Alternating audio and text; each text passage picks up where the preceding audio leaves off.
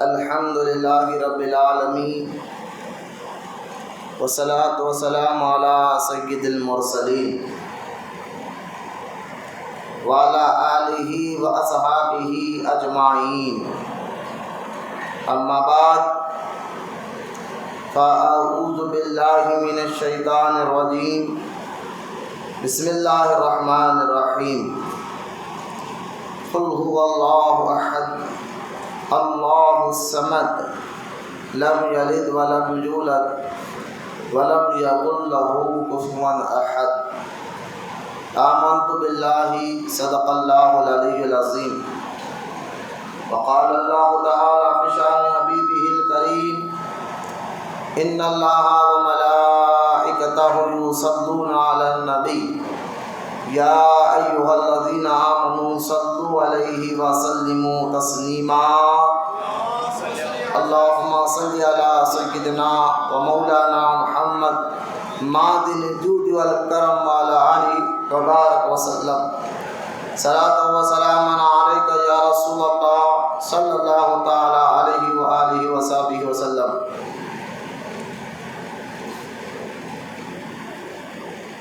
اما بعد،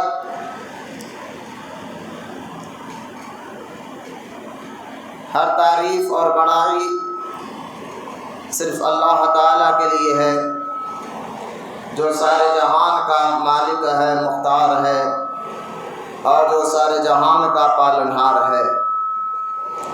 میں اس بات کی گواہی دیتا ہوں کہ اللہ کے سوا کوئی عبادت کے لائق نہیں، وہ ایک ہے، اس کا کوئی ساتھی اور شریک نہیں۔ اور میں اس بات کی بھی گواہی دیتا ہوں کہ آپ کے اور ہمارے پیارے آقا اور مولا حضور پرنور رحمت عالم نور مجسم حضرت سیدنا محمد مصطفیٰ احمد مجتبیٰ صلی اللہ تعالی علیہ وآلہ وصحبہ وسلم اللہ تعالیٰ کے آخری رسول اور اس کے برگزیدہ بندے ہیں۔ اللہ تعالیٰ حضور اکرم نور مجسم رحمت عالم صلی اللہ علیہ وآلہ وصحبہ وسلم پر، اہل بیت، صحابہ کرام، تابعین اور تبع تابعین، اولیاء امت پر قیامت تک بکثرت رحمتیں اور برکتیں نازل فرماتا رہے۔ محبت کے ساتھ ایک مرتبہ درود پاک پڑھ لیجیے۔ اللہم صلی علی سیدنا و مولانا محمد معدن الجود والکرم وعلی آلہ وبارک وسلم۔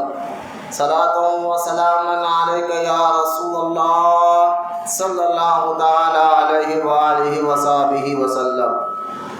معزز سامعین، نوجوان ساتھیوں، السلام علیکم ورحمۃ اللہ وبرکاتہ۔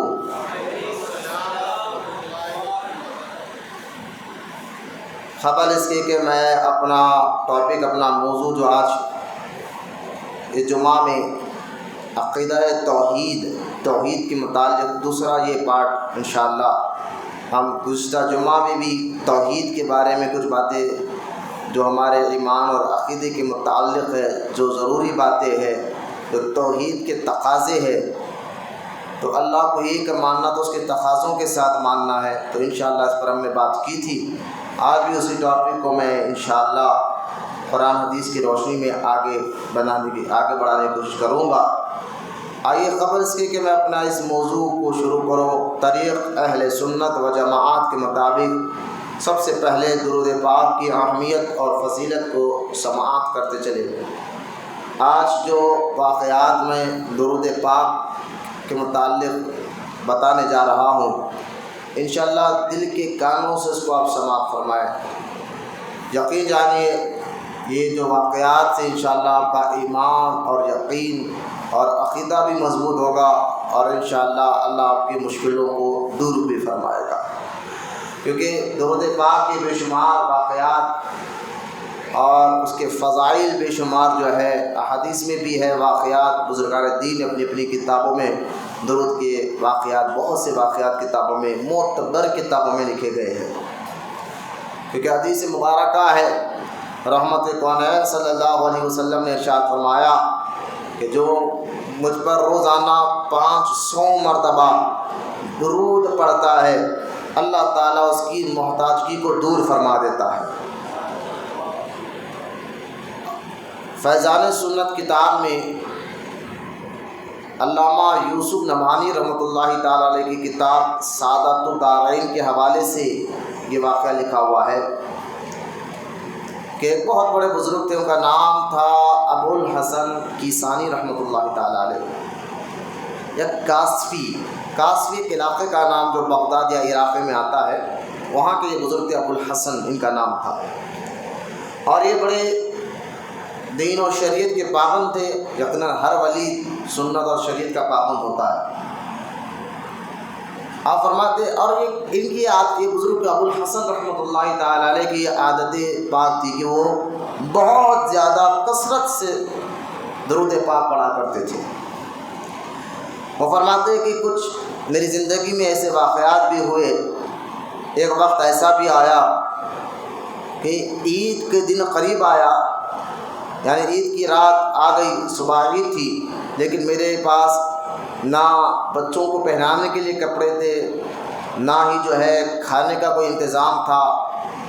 فاقے کئی دن سے ہمارے گزر رہے تھے اور عید بھی آ گئی، اور آج عید کی رات جب کا کچھ لمحہ گزرا، اب میں سوچ میں تھا کہ صبح بچوں کو کپڑے کا کیا کہوں، نہ کھانے کے لیے کچھ ہے، پکانے کے لیے کچھ ہے، لیکن یہ سوچ ہی رہا تھا، اچانک عید کی رات کا کچھ وقت گزرا، یعنی یہ سمجھے آدھی رات ہوئی۔ ابو الحسن رحمۃ اللہ تعالیٰ علیہ فرماتے کسی نے میرے دروازے پر دستک دی، تو میں نے دروازہ کھول کر دیکھا تو وہاں میرے گھر کے باہر کچھ لوگ ہاتھ میں قندیلیں لیے کھڑے ہوئے تھے، چراغ لیے ہوئے۔ میں پریشان ہوا کہ آدھی رات کو یہ لوگ میرے گھر پہ اور چراغ لیے کیوں کھڑے ہیں، اور اچانک میں نے دیکھا کہ ہمارے علاقے کا ایک مالدار آدمی، رئیس آدمی، وہ میرے سامنے آیا، لوگوں کو ہٹاتے وہ میرے سامنے آیا، تو میں اس کو پہچانا، اس نے مجھے سلام کیا، اور سلام کر کر اس نے کہا، اے ابو الحسن، میں تو رات میں سو رہا تھا، اچانک میں نے خواب میں رحمت کونین صلی اللہ علیہ وسلم کو دیکھا۔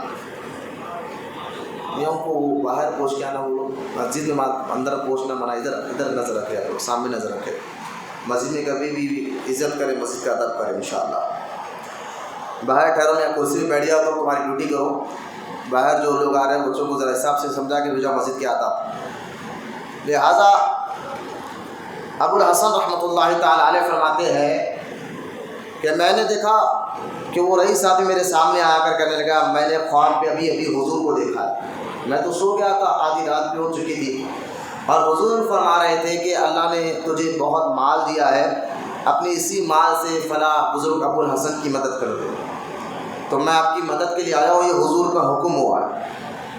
پھر وہ جو ہے کپڑے بھی ساتھ لایا تھا، درزی کو بھی ساتھ لایا تھا، اور کچھ مال وغیرہ بھی دے دیا۔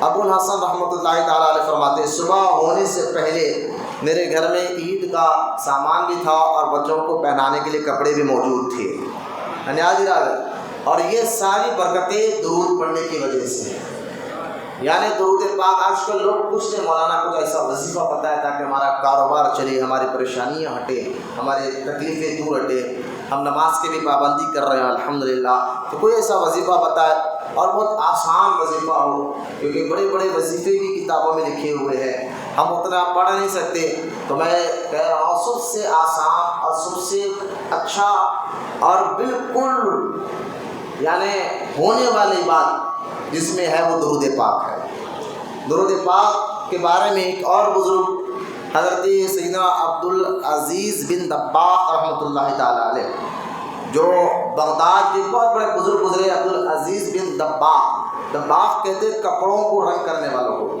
عربی میں اس کو دباغ کہتے، دباغ۔ ان کا نام عبدالعزیز تھا، بغداد میں ان کا آج بھی مزار حضور سیدنا غوث پاک رضی اللہ تعالیٰ عنہ کی مزار سے کچھ فاصلے، کچھ کلومیٹر پر آپ کا مزار مبارک ہے، عبدالعزیز بن دباغ رحمۃ اللہ تعالیٰ علیہ۔ اور ان کے بارے میں اہل علم جانتے ہیں کہ ایک بہت مشہور کتاب ہے الابریز، یہ کتاب جو ہے بزرگان دین اپنے خانقاہوں میں آج بھی پڑھاتے ہیں۔ الابریز یہ کتاب کا نام ہے۔ خیر تصوف اور روحانیت کی بہت بہترین باتیں اس کتاب میں لکھے ہوئے ہیں۔ خیر عبدالعزیز بن دباغ رحمۃ اللہ تعالیٰ علیہ فرماتے ہیں کہ درود جو بھی پڑھتا ہے، کیسی بھی پڑھے، کس حال میں بھی پڑھے، درود ایک ایسا وظیفہ ہے جو ہر حال میں اللہ کی بارگاہ میں قبول ہوتا ہے۔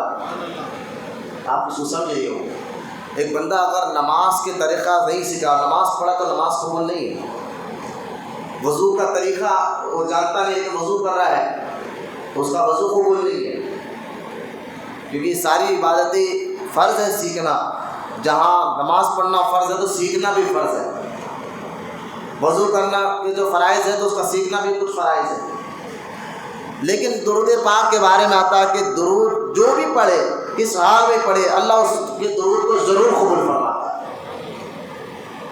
نماز کے لیے سیکھنا فرض ہے، لیکن درود ایک ایسا وظیفہ، پڑھو ادھر اللہ اپنی بارگاہ میں قبول کر لیتا ہے اور اس کا اجر عطا فرما دیتا ہے۔ یہ آپ کو میں سمجھانا چاہتا ہوں۔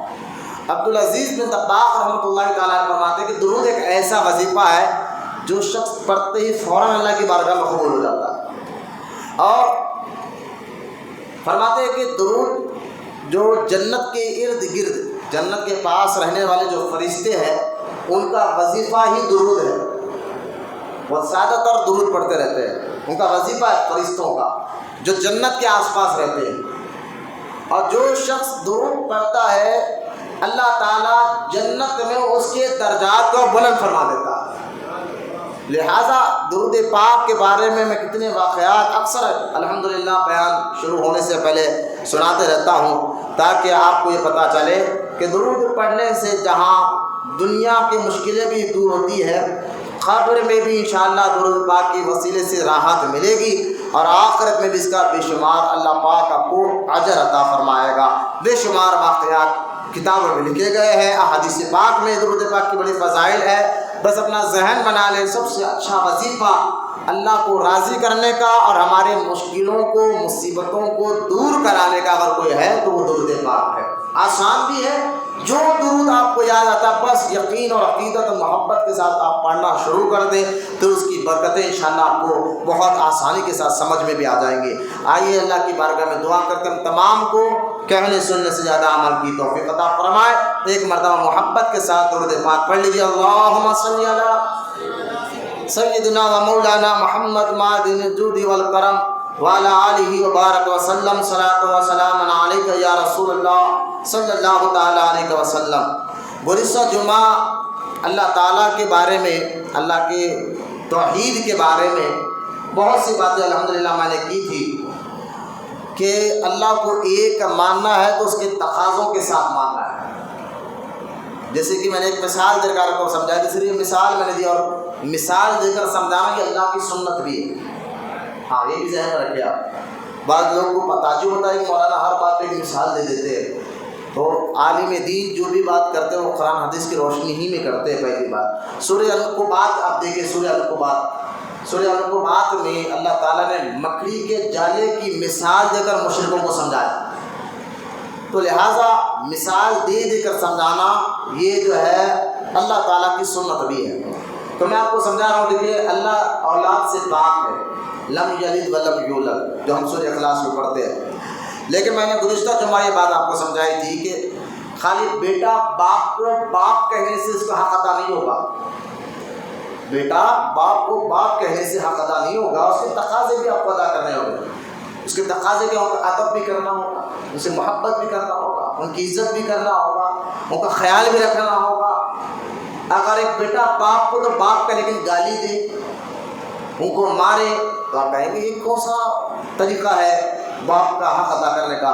تو لہٰذا باپ کا مکمل حق تب ادا کرے گا جب ان کی وہ عزت کرے گا، وہ ان کے سامنے ہو، پیچھے ہو، اور ان کا ادب کرے گا، ان سے محبت کرے گا، ان کے تقاضے ادا کرے گا۔ اسی طرح اللہ کو یہ مثال میں نے دی ہے، اللہ اولاد سے پاک ہے، ماں باپ سے پاک ہے، میں نے صرف مثال آپ کو سمجھانے کے لیے دی ہے۔ اسی طرح اللہ کو صرف ایک کہنے سے بات پوری نہیں ہوگی، میں نے جو جمعہ میں کہا، یہ پھر سے اس لیے دوہراؤں تاکہ آپ کا جو ہے جو لوگ جمعہ میں نہیں تھے ان کو بھی یہ بات سمجھ آئے کہ ہم آنے والی گفتگو کیا کرنا چاہتے ہیں، اور جو جمعہ میں تھے تو ان کے یادداشت کو اور تازہ ہو جائے، یعنی ان کی یادداشت کو ہم پھر سے یاد دلانے کے لیے، مضبوط کرنے کے لیے باتیں بتا رہے ہیں کہ اللہ تعالیٰ کو ایک کہنے سے بات نہیں بنے گی، اس کے کچھ تقاضے بھی ہیں۔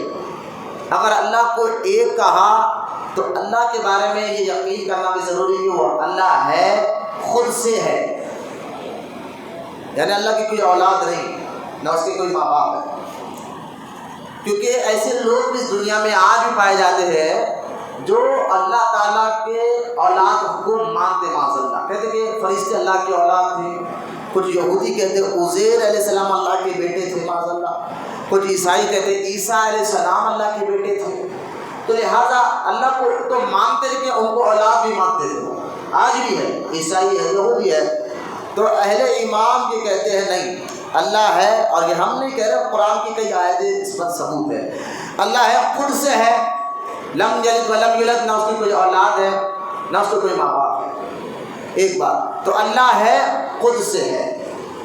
ایک دوسرا ہم نے یہ بھی بتایا تھا اللہ کو واجب الوجود ماننا بھی ضروری ہے، یعنی آپ یوں سمجھیے کہ حادث اور ایک ہوتا ہے قدیم، یہ دو لفظ ذہن میں رکھے، حادث اور قدیم، یہ عقیدہ ہمارے لیے ضروری ہے، ان تقاضوں کے ساتھ اللہ کو ایک ماننا ہے کہ اللہ ہے، خود سے ہے، اس کی کوئی اولاد نہیں، یہ مانو، اللہ کو ہر عیب سے پاک مانو، یہ بھی ضروری ہے۔ اور جس پر بھی میں نے جمعہ میں بتایا تھا کہ کچھ دیوبندی وہابی بدعقیدوں نے اپنی کتابوں میں لکھا کہ معاذ اللہ جھوٹ بول سکتا، جبکہ اللہ ہر عیب سے پاک ہے، یہ ماننا ہر مسلمان کے لیے ضروری ہے۔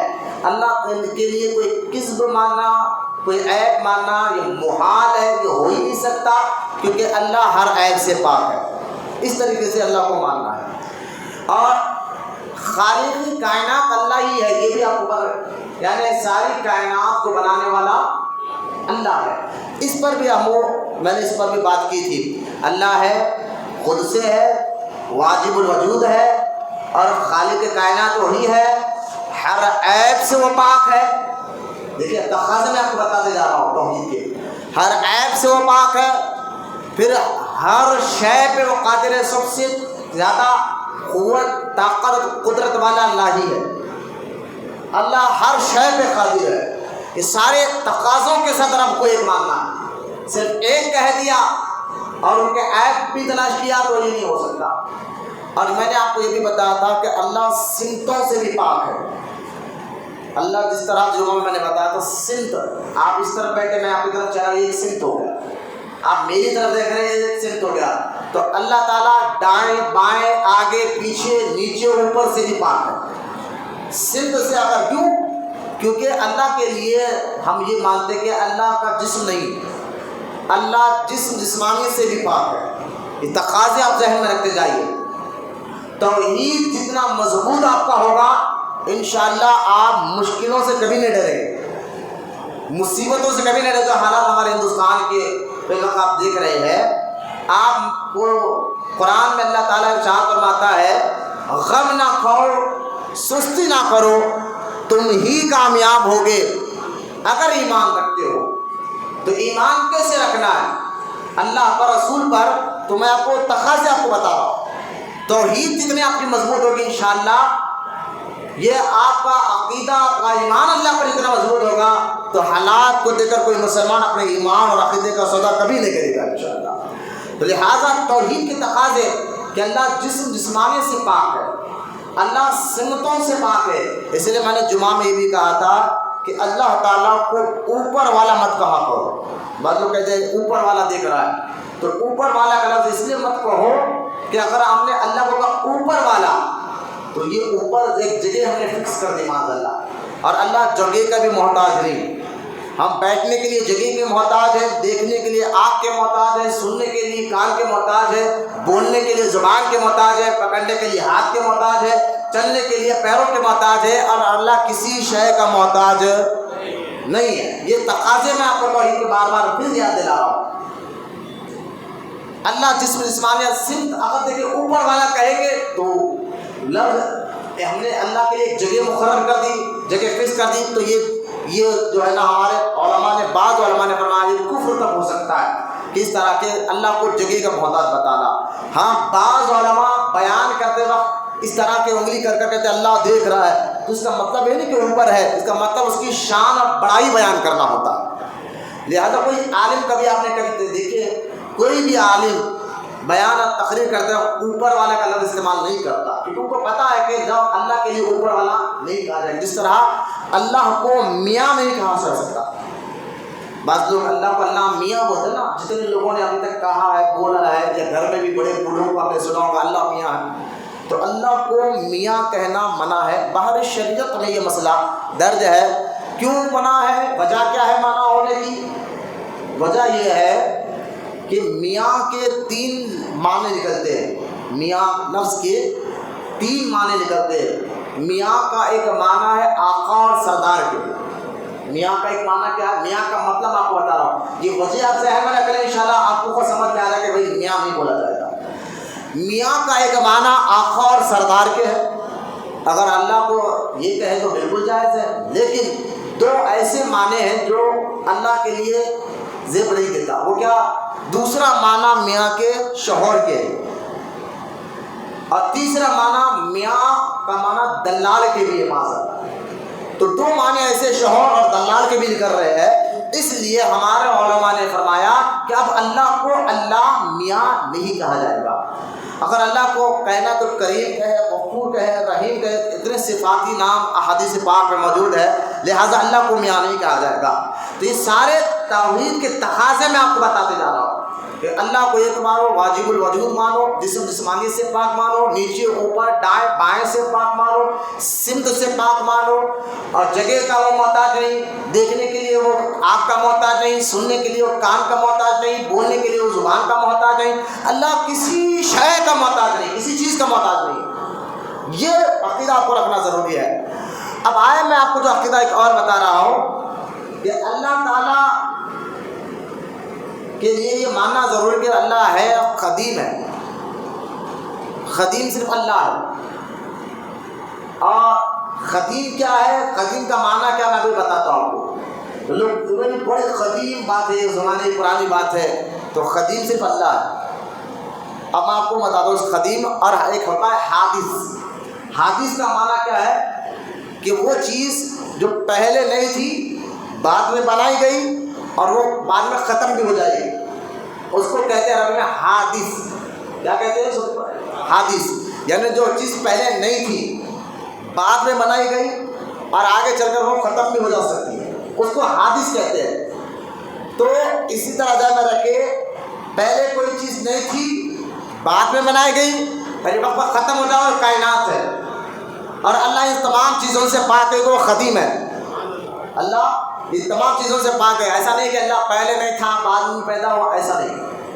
پہلے اگر کوئی نہیں تھا بعد میں بنایا گیا، پھر وہ آگے جا کر ختم بھی ہو جائے گا، وہ کائنات ہے، ہم اور آپ ہے، لیکن اللہ کے لیے حادث کا لفظ نہیں، اللہ کے لیے قدیم کا لفظ استعمال کیا جائے گا۔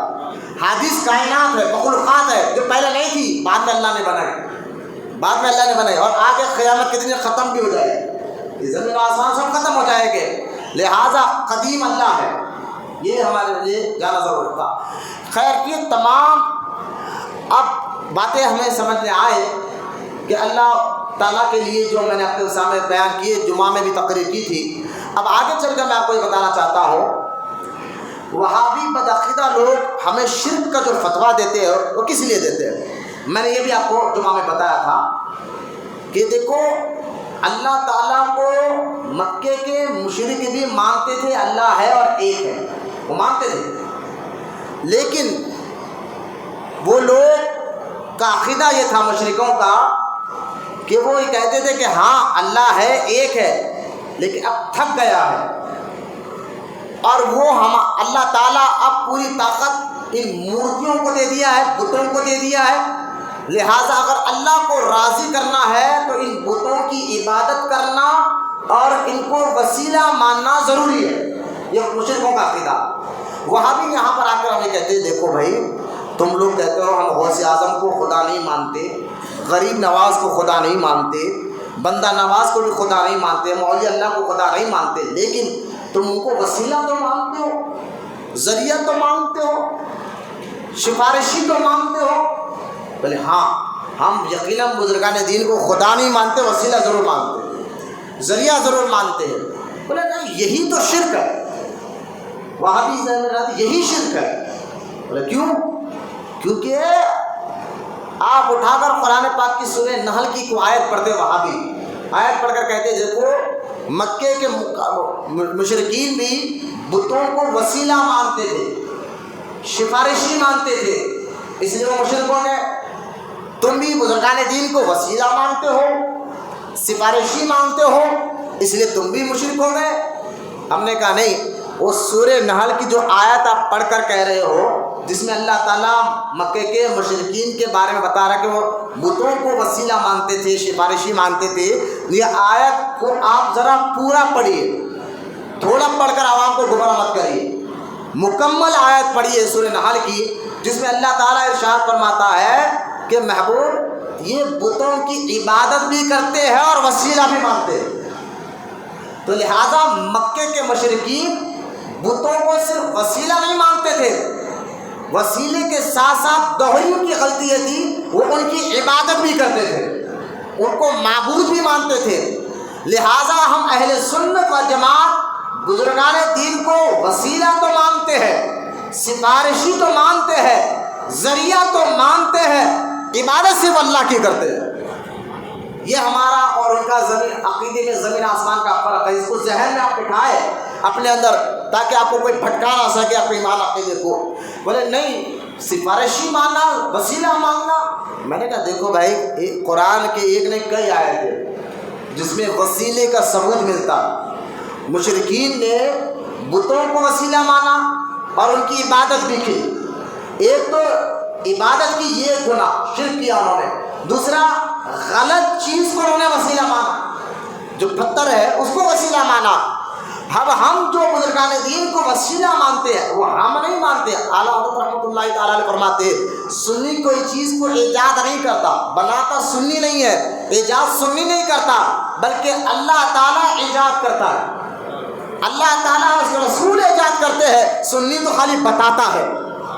لہذا وسیلہ کس کو بنانا ہے کس کو نہیں بنانا ہے، یہ فیصلہ کسی سنی عالم نے نہیں، اللہ نے خود قرآن میں کر دیا۔ بولے محبت سے سنا، وسیلہ اگر صرف وسیلہ مانگنے سے شرک ہو جائے گا تو میں آپ کو بتاؤں گا قرآن کی ایک نے کئی آیتیں ہیں جس میں وسیلے کا ذکر ہے، تو کیا قرآن غلط ہے؟ جیسا کہ سورہ مائدہ میں اللہ فرماتا ہے یا ایھا الذین آمنوا، اے ایمان والو، اتقوا اللہ، اللہ سے ڈرو، وابتغوا الیہ الوسیلہ۔ اب لفظ قرآن میں آ گیا ہے کہ اللہ سے ڈرو، اے ایمان والو اللہ سے ڈرو، اس کی راہ میں وسیلہ تلاش کرو۔ اور ایک آیت میں اب سورہ فاتحہ میں اور آسان کر کے بتاتا ہوں، سورہ فاتحہ میں خود وسیلے کا ذکر ہے۔ جب ہم پڑھتے ہیں نا ایاک نعبد و ایاک نستعین، اے اللہ ہم تیری ہی عبادت کرتے ہیں، تجھی سے مدد مانگتے ہیں، اہدنا الصراط المستقیم، اے اللہ ہمیں چلا سیدھا راستہ۔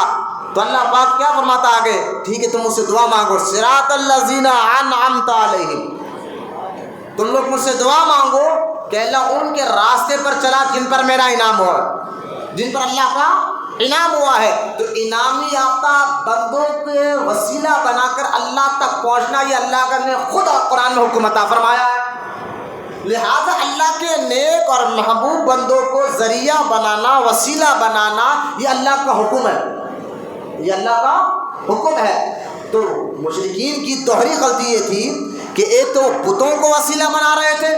ذہن میں رکھیں، میں آپ کو بار بار کہہ رہا ہوں، جتنا آپ کا عقیدہ توحید مضبوط ہوگا نا، انشاءاللہ پھر آپ پہاڑ جیسے مضبوط ہو جائیں گے اللہ رسول پر یقین رکھنے والے۔ پھر آپ کو جب یہ یقین پیدا ہو جائے گا کہ بغیر اللہ کے حکم سے کوئی ہمیں نقصان نہیں پہنچا سکتا اور نہ کوئی فائدہ پہنچا سکتا ہے بغیر اللہ کے حکم سے، تو اس بات پر آپ کو پورا یقین کیا پیدا ہو جائے گا نا، پھر آپ نہ موت سے کبھی ڈرو گے، نہ حالات کو دیکھ کر کبھی ڈرو گے، کیونکہ بغیر اللہ کے حکم سے کوئی پر بھی نہیں مار سکتا، ہوا نہیں چل سکتی۔ اس بات کو یقین ہمارے اندر بیٹھ جائے تو حالات کو دیکھ کر کبھی مسلمان گھبرا نہیں سکتا۔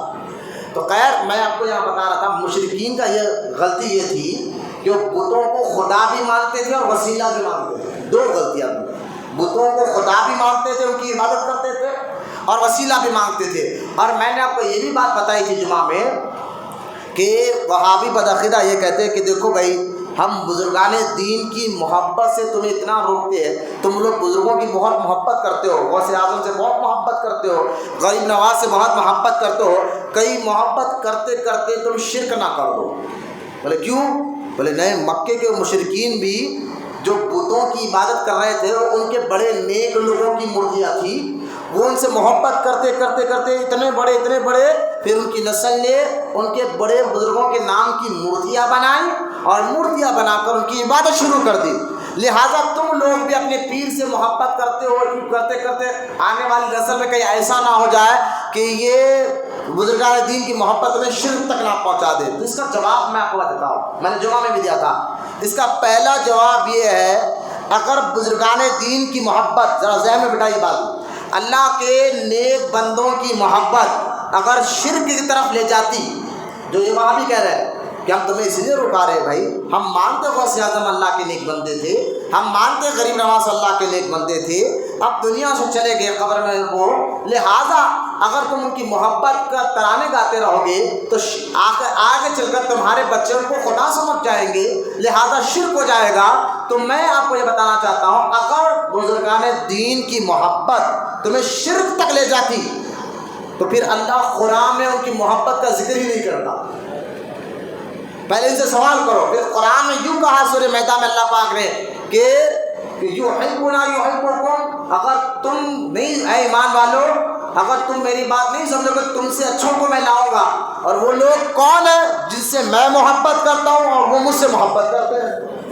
تو لہٰذا پھر اللہ پاک قرآن میں یہ نہیں کہتا الا ان اولیاء اللہ لا خوف علیہم ولا هم يحزنون. قرآن پاک میں تو اللہ تعالیٰ اولیاء اللہ کی محبت، یہاں تک کہ ان کی محبت کے ساتھ ساتھ جس جگہ پر حضرت ابراہیم علیہ السلام کے قدم کے نشان تھے نا، اس نشان کے بارے میں قرآن میں ذکر ہے. اللہ تعالیٰ ارشاد فرماتا ہے اگر جو حاجی حج کرنے کے لیے آئے یا عمرہ کرنے کے لیے آئے تو اس کو اس نشان کے پاس نماز پڑھنا ضروری ہے. وہ پڑھے گا تبھی اللہ کی بارگاہ میں اس کا حج بھی قبول ہوگا، اس کا عمرہ بھی قبول ہوگا. وہ جگہ کیا ہے؟ وہ ابراہیم علیہ السلام کے قدم کے نشان ہے. میں نے کہا اگر بزرگان دین اللہ کے نیک بندوں کی محبت شرک کی طرف لے جاتی تو لہٰذا اللہ اپنے محبوب بندوں کا ذکر قرآن میں کبھی نہیں کرتا. یہ غلط بات ہے کہ بزرگوں کی محبت میں شرک کی طرف لے جائے گی. بلکہ صحیح بخاری میں حدیث پاک ہے، حلت الاولیاء میں، آپ حدیث سنیے، اللہ اپنے نیک بندوں سے کتنی محبت کرتا ہے. یہ حدیث سنیے آپ، یہ حدیث صحیح بخاری میں بھی ہے. حلت الاولیاء میں حضرت سیدنا ابو نعیم اصفہانی رضی اللہ تعالیٰ عنہ، بہت مشہور معتبر کتاب ہے حلت الاولیاء. اصفہان ایران کا علاقہ ہے، وہاں کے بزرگ ہے، ان کا نام ابو نعیم بن اصفہانی رضی اللہ تعالیٰ عنہ. آپ کی مشہور کتاب ہے حلت الاولیاء، 4 یا 5 جلدوں میں آج بھی مارکیٹ میں ملتی ہے. الحمدللہ میرے پاس بھی یہ کتاب رکھی ہوئی ہے. وہاں یہ حدیث پاک اس کتاب میں لکھی ہوئی ہے کہ حضرت عبداللہ ابن مسعود رضی اللہ تعالیٰ عنہ سے روایت ہے، اللہ کے رسول صلی اللہ تعالیٰ علیہ وسلم نے ارشاد فرمایا کہ جب اللہ تعالیٰ کسی بندے سے محبت کرتا ہے، حدیث سنیے آپ، حدیث قدسی ہے، جب اللہ کسی بندے سے محبت کرتا ہے، اگر ہم بھی کسی سے محبت ہو جائے تو ہم کیا کرتے ہیں؟ جس سے ہم محبت کرتے ہو اس محبوب کو اپنے اندر چھپا لیتے ہیں، اپنے دل میں چھپا لیتے، اور اس کو کسی کو بتاتے نہیں کہ بھئی میں اس سے محبت کرتا ہوں. کوئی اس کو دیکھے تو ہمیں برداشت نہیں ہوتا جس سے ہم محبت کرتے ہیں. لیکن دیکھیں اللہ تعالیٰ جب حدیث پاک میں آتا ہے جب اللہ کسی بندے سے محبت کرتا ہے کہ اس کے اللہ کا محبوب کب بنتا ہے بندہ؟ فرائض اور نوافل کے ذریعے. ذہن میں رکھیں آپ، فرائض اور نوافل سنت کی پابندی کے ذریعے جب اللہ کا وہ محبوب بن جاتا ہے، حدیث میں آتا ہے اللہ تعالیٰ پھر جبریل علیہ السلام کو بلواتا ہے، بلوا کر کہتا ہے اے جبریل فلاں بندے سے میں محبت کرتا ہوں اور تو بھی محبت کر، اور سارے فرشتوں میں اعلان کر دے کہ فلاں بندے سے اللہ محبت کرتا ہے، تم سب بھی محبت کرو. مجھے بتائیے فرشتے فرشتوں میں سے جبریل علیہ السلام اعلان کرتے، فرشتوں میں جبریل علیہ السلام، فرشتوں کی تعداد آج تک کسی کو پتہ نہیں، اللہ اس کے رسول کے علاوہ کوئی نہیں جانتا کہ فرشتے ہیں۔ حدیث پاک میں آتا ہے آسمان میں سوئی کی نوک کے برابر کی بھی جگہ خالی نہیں ہے جہاں اللہ کا فرشتہ کھڑا ہو، سوئی کی نوک کے برابر کی جگہ خالی نہیں ہے آسمان میں کہ جہاں فرشتہ کھڑا نہ ہو۔ تو اتنا بڑا ہم آسمان کو نہیں ماپ سکتے تو اس کے فرشتوں کو کیا گن سکتے ہیں؟ جب اللہ تعالیٰ بارش برساتا ہے تو اس کے خطروں کو نہیں گن سکتے، اس کے خطروں کو ہم گن نہیں سکتے، تو فرشتوں کو کیا گن سکتے؟ اللہ ہی بہتر جانتا ہے، اللہ کے بتانے سے ہمارے آقا علیہ السلام بہتر جانتے ہیں۔ اندازہ کرے کہ وہ سارے فرشتے جن کی تعداد اللہ جانتا ہے، وہ سارے فرشتے وہ اس بندے سے محبت کرتا ہے جس بندے سے اللہ محبت کرتا ہے۔ تم کہتے ہو اولیاء اللہ کی محبت میں شرک کر لے جائے گی، یہاں تو حدیث پاک میں آتا ہے کہ اللہ جس بندے سے محبت کرتا ہے اور اس بندے اللہ فرماتا ہے اے جبریل تو بھی محبت کر، اور سارے فرشتوں سے بھی کہتے اس سے محبت کر۔ یہاں تو اللہ اعلان کرا رہا ہے کہ فلاں بندے سے محبت کرو۔ اچھا بات یہاں ختم نہیں، حدیث اور آگے پھر اللہ تعالیٰ ارشاد فرماتا ہے جبریل اب جا کر زمین پر بھی اعلان کر دے، زمین پہ بھی اعلان کرنے لگا دے کہ فلاں بندے سے اللہ محبت کرتا ہے، تم سارے مخلوق بھی فلاں بندے سے محبت کرے۔ جب جبریل زمین پر آ کر اعلان کرتے ہیں تو سارے زمین پہ رہنے والی ساری مخلوق، چاہے وہ پہاڑ ہو، جھاڑ ہو، سمندر میں رہنے والی مچھلیاں ہو، جنگل میں رہنے والے جانور ہو، ہوا میں اڑنے والے پرندے ہو، ساری مخلوقات اللہ تعالیٰ کی اس بندے کو پہچاننے لگ جاتی ہے اور اس سے محبت کرنے لگ جاتی ہے۔ اس لیے آپ نے دیکھا ہوگا بڑے بڑے بزرگان دین کے اشعار پر شیر بھی آ جاتے تھے، پرندے بھی آ جاتے ہیں، کیوں؟ کیونکہ یہ اللہ کے محبوب بندے ہیں اور اللہ تعالیٰ جانوروں کے دلوں میں بھی ان کی محبت کو داخل فرما دیتا ہے، اور پھر اللہ تعالیٰ انسانوں کو بھی کہتا ہے جو فرشتوں کے ذریعے اب ان سے محبت کرو۔ اولیاء اللہ کی محبت جو ہمارے دلوں میں ہے، آپ اللہ کا شکر ادا کریں کہ اللہ تعالیٰ انہی دلوں میں محبت ڈالتا ہے جن کے دل پاک اور صاف اور ستھرے رہتے ہیں۔ تو یہ محبت ہے جو ہمارے دلوں میں اللہ پاک کے ذریعے، فرشتوں کے ذریعے اللہ تعالیٰ نے ہمارے دلوں میں ڈالنے لگائی ہے۔ میں آپ کو یہ حدیث بتا کر سمجھانا یہ چاہتا ہوں، اگر بزرگان دین کی محبت شرک کی طرف جاتی تو پھر یہ حدیث کا معنی کیا نکالو گے؟ قرآن کے کئی آیتیں ہیں جس میں اللہ تعالیٰ اپنے محبوب بندوں کا ذکر کر رہا ہے، پھر ان آیتوں کا معنی کیا نکالو گے؟ تو ان وہابیوں کو پکڑ کر کہو ارے نادان، بزرگان دین اور اللہ کے نیک بندوں کی محبت شرک کی طرف نہیں لے جاتی بلکہ ان کی محبت سے ہمیں اللہ مل جاتا ہے۔ اس لیے کسی کہنے والے نے کیا خود کہا، اللہ اللہ کہنے سے اللہ نہ ملے، اللہ والے ہیں جو اللہ سے ملا دیتے ہیں، اللہ والے ہیں جو اللہ سے ملا دیتے ہیں۔ لہذا بزرگان دین کی محبت تو قرآن حدیث میں کیوں کی محبت میں شرک کی طرف جائیں گے؟ ایک بات، اور مکے کے مشرکین اور کافر جو ہے بتوں کو کے بارے میں یہ بھی کہتے تھے، یہ جو آج کے وہابی کہتے ہیں کہ جو بت تھے مکے میں 360 وہ بت کسی اللہ کے نیک بندوں کے نام پر بنائے گئے تھے، یہ وہ وہابی کہتے ہیں آج بھی، اور ہم کہتے ہیں نہیں یہ میں نہیں کہہ رہا ہوں۔ شاہ ولی اللہ محدث دہلوی رحمۃ اللہ تعالیٰ علیہ، یہ کتاب ان کی حجت البالغہ بڑی مشہور اور معروف کتاب ہے، اور شاہ ولی اللہ محدث دہلوی رحمۃ اللہ تعالیٰ علیہ کو ہر فرقے کا ہر کوئی مانتا کہ یہ ولی ہے اور جنتی ہے۔ ابھی پہلے ذہن میں رکھ لیا، چاہے وہابی ہو دیوبندی اس کو کہتا نہیں۔ شاہ ولی اللہ کے بارے میں آپ بولو ان کا مزار دہلی میں ہے، پٹھان قبرستان میں، قطب مینار پہ تھوڑا آگے جائیں گے تو وہاں پٹھان قبرستان اگر کسی کو بھی بولے پوچھیے آپ تو ضرور ان بزرگوں کی زیارت کریں آپ جن کے ذریعے سے آج تک ہمارا ایمان اور عقیدہ مضبوط ہے۔ لہٰذا شاہ ولی اللہ محدث دہلوی رحمۃ اللہ یہ کیا کہہ رہے تھے؟ ذہن رکھے، یہ کہتے کہ جو مکے میں بت تھے وہ اللہ کے نیک بندوں کے ناموں پر بنائے گئے تھے، یہ وہ کہہ رہے ہیں۔ لیکن شاہ ولی اللہ محدث دہلوی رحمۃ اللہ تعالیٰ علیہ فرماتے ہیں کہ نجومیوں ان کا مذہب ہے کہ ستارے وہ خائل ہیں، ہم کو خوب ثابت ہو گیا ہے، روزانہ حوادث میں ستاروں کا بڑا اثر ہے، ان کو آدمی کی خوش نصیبی اور سیاہ بختی اور تندرستی اور مریض میں بڑا دخل ہے، ستاروں کے نفوذ مجرا خیلا ہے، وہی ان کی حرکت میں آمدہ ہے، وہ اپنے پجاریوں سے بے خبر نہیں ہے۔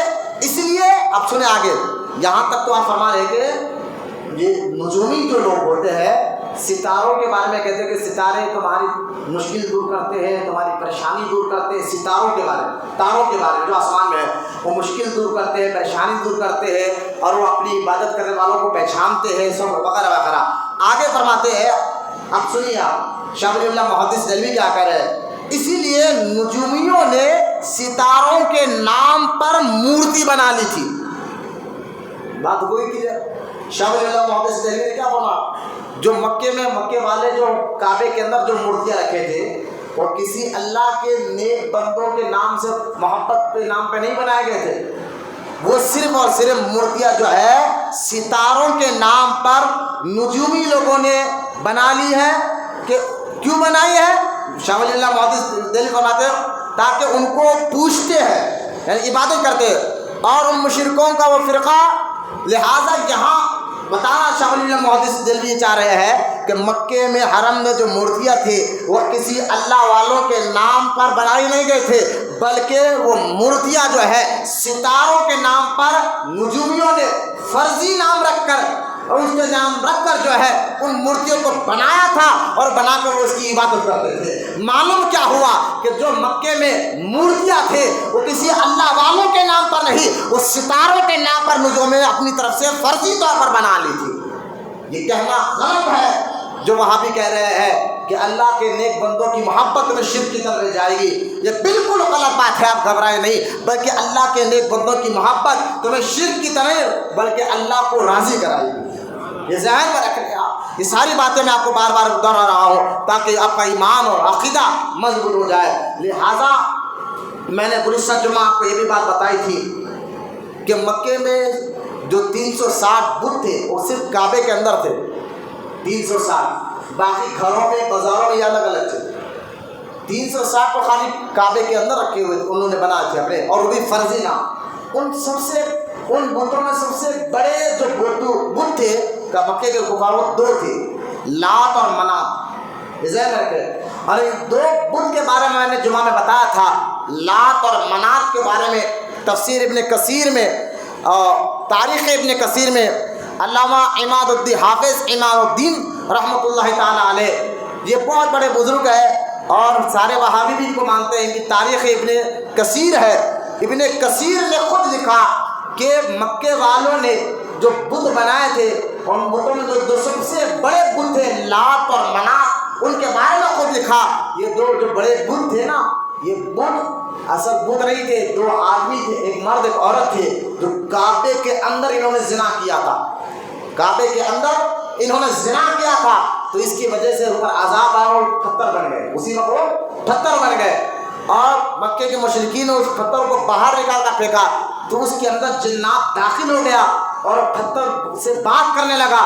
تو لوگ سمجھے یہ ہمارے خدا ہے لات اور منات. تو لہٰذا مجھے بتائیے یہاں کون سے بزرگوں کا واقعہ ہے؟ یہ ساری باتیں میں آپ کو بار بار اس لیے بتا رہا ہوں کہ بزرگان دین کی محبت تمہیں شرک کی طرف نہیں لے جاتی. بزرگوں کی محبت یہ جھوٹ مانا جاتا ہے ہمارے اوپر. سنیوں کو ڈرایا جاتا ہے کہ تم لوگ ان کی عبادت کرنے لگ جاتے ہو. محبت تو کیونکہ ہم سنی سب کو کہتے ہیں نا کہ ہم بزرگوں سے محبت کرتے ہیں، ادب کرتے ہیں، وہ خدا نہیں مانتے، تو وہ کہتے ہیں نہیں محبت میں شرک تک لے جائے گی. اور وہ ایک بار بار یہ کہتے ہیں کیونکہ تم خبر والے تو مر گئے مٹی میں مل گئے. میں نے کہا دیکھو، خبر والے مر گئے مٹی میں مل گئے یہ مسلمانوں کا جملہ تھا ہی نہیں. یہ ظاہر ہے کیا مسلمانوں کا جملہ تھا ہی نہیں. اور اس پر میں نے صحیح بخاری سے جمعہ میں دلائل دیے تھے. آپ سورہ یاسین آپ پڑھ کر دیکھیں. سورہ یاسین میں جب حضور جا کر کافروں اور مشرکوں سے کہا تھا نا کہ میری بات مانو، ایمان لاؤ، ایمان لانے کے بعد جب دنیا سے جاؤ گے مرو گے تو قبر میں تمہیں راحت ملے گی، تمہیں تمہارا قبر کا گڑھا جنت کے گڑھوں میں سے گڑھا بنا دیا جائے گا.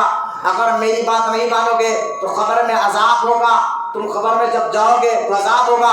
تو یہ بات سن کر مکے کے کافر اور مشرک ہاں مرنے کے بعد بھی کوئی زندہ ہوگا نا، آدمی مر گیا بات ختم، قبر میں چلا گیا بات ختم. یہ جملے کون کہہ رہے تھے؟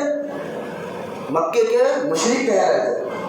اہل ایمان جو جملے مشرکوں کے تھے کہ قبر میں جانے کے بعد بات ختم، اب کچھ نہیں ہو سکتا، مر گئے مٹی میں مل گئے، یہ جملے تو مشرکوں کے تھے.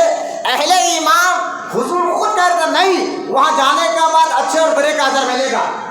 یہ تو حضور بیان فرما رہے تھے. خیر اس پر بھی میں نے آپ کو بتایا تھا یہ جملے کہنا کہ مرنے کے بعد خود سب کچھ ختم, جو وہاں بھی کہتے ہیں مر گئے مردود فاتحہ نہ درود, یہ ان کا مرد ہے. میں نے ہم کہتے ہیں تم جانے, لیکن ہمارے مرحومین کو ہم ثواب پہنچاتے رہیں گے, کیونکہ ہم نے ایک نہیں کئی واقعات ہم نے پڑھے ہیں کہ مرنے کے بعد جب ان کا کسی کا باپ مرے کسی کی ماں مرے, اگر ان کے بیٹا ان کے لیے دعائیں مغفرت کرے, ان کے لیے ایصال ثواب کرے. خود ایک صحابی آئے حضور کی بارگاہ میں, آ کر کہا یا رسول اللہ صلی اللہ علیہ وسلم میری ماں کا انتقال ہو گیا ہے. صحیح بخاری میں حدیث پاک ہے کہ میری ماں کا انتقال ہو گیا ہے, میں چاہتا ہوں کہ ان کو ثواب پہنچاؤں. آقا مرنے کے بعد ہی کیا ہم اپنے ماں باپ کو ثواب پہنچا سکتے ہیں؟ تو سرکار نے فرمایا ہاں. مولانا محبت سے حضور نے فرمایا ہاں ثواب. اگر نبی آتا ہی دین سکھانے کے لیے, دین سمجھانے کے لیے, اگر مرنے کے بعد بات ختم ہو جاتی تو حضور کہتے یہ کیا کہہ رہے ہو, جو بھی کرنا ہے دنیا میں ہی کرنا تھا, اب لہٰذا بھر کے ان کو کوئی ثواب نہیں ملے گا, اجر نہیں ملے گا, ایسا نہیں. بلکہ حضور نے فرمایا ہاں پہنچا سکتے ہو. تو انہوں نے فرمایا حضور میں نے ایک پانی کا کنواں خریدا. مدینے میں اس دور میں پانی بڑا مہنگا ملتا تھا, پانی کی بڑی اہمیت تھی, پانی کا بڑا مہنگا. وہ صحابی کہنے لگے حضور میں نے یہ پانی کا کنواں جو خریدا ہے نا, اب میں اس کنویں کو پانی سارے اہل ایمان میں فری میں بانٹوں گا, اور میں نیت کرتا ہوں اس کا ثواب میری ماں کو پہنچے. مولانا محبت سے سبحان اللہ. میں نیت یہ کرتا ہوں اس کا ثواب ماں کو پہنچے. نہ حضور نے ڈانٹا نہ حضور نے منع فرمایا, بلکہ حضور فرماتے ٹھیک ہے ایسا ہی کرو. لہذا صحابہ کے دور سے یہ عقیدہ چلتے جا رہا ہے کہ مرحوم کو ثواب ملتا ہے. اولاد رشتہ دار جب مرحوم کے لیے کوئی ایصال ثواب کرے, یہ عقیدہ نہ ہندوستان والوں نے نکالا نہ پاکستان والوں نے نکالا, جو آج کے وہاں بھی کہتے ہیں عرب سے دین چل کر آئے, عرب والوں کی بات مانو. میں نے کہا موجودہ عرب والوں کی بات مت کرو, ہم ان کی بات کیا کریں جو موجودہ عرب کے لوگ جو کعبے کی کمائی پر شراب پیتے ہو. ہمیں ان سے مطلب کیا ہے, ہمیں قرآن حدیث سے مطلب ہے. ہمیں جو ہے قرآن حدیث اجماع خیاس سے مطلب ہے. جو اکثر ہم دین سمجھنے کے 4 ذریعے ہیں, قرآن حدیث اجماع اور خیاس, یہ 4 ذریعوں سے دین کو سمجھا جائے گا. مکہ اور مدینہ میں قرآن حدیث کو دیکھا جائے گا. ہم موجودہ حکومت آج کیا ہے, انٹرنیٹ کا دور ہے, آپ سب جانتے ہیں. آج تو جو ہے نا جدہ میں کیا کیا بن رہے ہیں, یہاں پر توڑنے کی بات کرنا تو بنایا جا رہا ہے, دبئی میں بنایا جا رہا ہے بڑے بڑے, یا توڑنے کی بات کر رہے ہیں. کبھی وہاں کی مسجد کہاں پہ, وہاں کی مسجد, کبھی تو یہاں تک کہہ رہا ہے کہ دلی کی جامع مسجد کو کھو. اس طرح کی باتیں آ رہی طرح میں گھوم رہی ہے. تو لہٰذا یہاں توڑنے کی بات کر رہے ہیں, اور یہ اپنے آپ کو مسلم کنٹری والے وہاں بنا رہے ہیں, ان کی چیزیں بنا رہے ہیں. جدہ میں بن چکا ہے, دبئی میں بن چکا ہے, یہ حال ہمارا ہو گیا. تو ہم ان حکومتوں کی کیا بات کریں جو ان کو دیکھ کر دین تھوڑا ہی سیکھیں گے. دین کو سیکھنا ہے تو قرآن سے سیکھیں گے, دین کو سمجھنا ہے تو حدیث سے سمجھیں گے, دین کو سمجھنا ہے تو اجماع صحابہ ہے علماء سے سمجھیں گے, دین کو سمجھنا ہے تو قرآن حدیث اجماع خیال سے سمجھیں گے, ان کو نہیں ذریعہ بنایا جائے گا. لہٰذا اب غور کریں, صحابہ کا بھی یہی عقیدہ تھا کہ مرحوم کو ثواب ملتا ہے, کیونکہ مرنے کے بعد قصہ ختم نہیں ہوتا, وہاں سے تو اور شروعات ہوتی ہے. یہ کافر مشرک عقیدہ تھا. خیر یہ ساری باتیں میں نے آپ کو اس لیے بتائی کہ اللہ کے نیک بندوں کی محبت شرک کی طرف نہیں لے جاتی. اور ہم نیک اور وہابی بدعقیدہ جو ہے جو یہ کہتے ہیں کہ مکے کے مشرکین بتوں کی عبادت بھی کرتے تھے اور وسیلہ بھی مانتے تھے, تو یہ کہتا نہیں صرف وسیلہ مانتے تھے, نہیں, وسیلے کے ساتھ ساتھ وہ ان کی عبادت بھی کرتے تھے. لہٰذا ہم بزرگان دین سے محبت کرتے ہیں, وسیلہ مانتے ہیں, عبادت صرف اللہ کی کرتے ہیں. آپ دیکھیں وہ زیارت کی جگہ ہے, ابھی آپ بزرگ کے مزار کے پاس کھڑے, وہاں زیارت کی جگہ, زیارت کرتے ملاقات کو, زیارت کہتے دعا کرنا وٹائے کر, وہ زیارت کی جگہ ہے, مسجد عبادت کی جگہ ہے. یہاں عبادت یہاں ہوتی ہے, زیارت وہاں ہوتی ہے. وہاں عبادت نہیں ہوتی ہے, زیارت نہیں ہوتی, کیونکہ زیارت کی جگہ اور ہے, عبادت کی جگہ اور ہے. یہ ہمیں فتویٰ دینا کہ وہاں دنیا جو ہے نا قبر کی پوجا کر رہے ہیں معاذ اللہ, یہ کتنی بیدوں کا اور گھٹیا بات ہے. خبر والوں کو مر گئے مٹی میں مل گئے, یہ تو بولی کافروں کی تھی, یہ تو بولی مشرکوں کی تھی.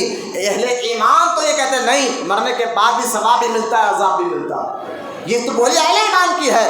خیر بات بہت آگے بڑھ جائے گی, یہ ساری باتیں میں نے جمعہ میں بات بتائی تھی. بس اللہ تعالیٰ کے لیے جو تقاضے ہیں توحید کے, وہ تقاضے میں آپ کے سامنے بیان کر رہا تھا. اللہ ہے, خود سے ہے, اللہ واجب الوجود ہے. اللہ پاک کی جو صفت ہے, جو خوبی ہے, وہ خود کی ہے. اللہ کی صفت بھی خود کی ہے. صفت کہتے ہیں خوبی کو, صفت کس کو کہتے ہیں؟ جیسے کہ اللہ ہے اور اس کی ذات کریم ہے، کریم اس کی صفت ہے، رحیم اس کی صفت ہے، رحمان اس کی صفت ہے. تو اللہ ہے، خود سے ہے اور اس کی صفت بھی خود سے ہے. ذہن میں رکھیں آپ، اللہ کی ذات و صفات پر ایمان لانے کی بات کر رہا ہوں. لہذا اللہ کی ذات بھی خود سے ہے، اس کی صفت بھی خود سے ہے، ذاتی ہے. ہاں ایک بات یاد رکھے، اللہ تعالیٰ اپنی صفت کا مظہر لوگوں کو بناتا ضرور ہے.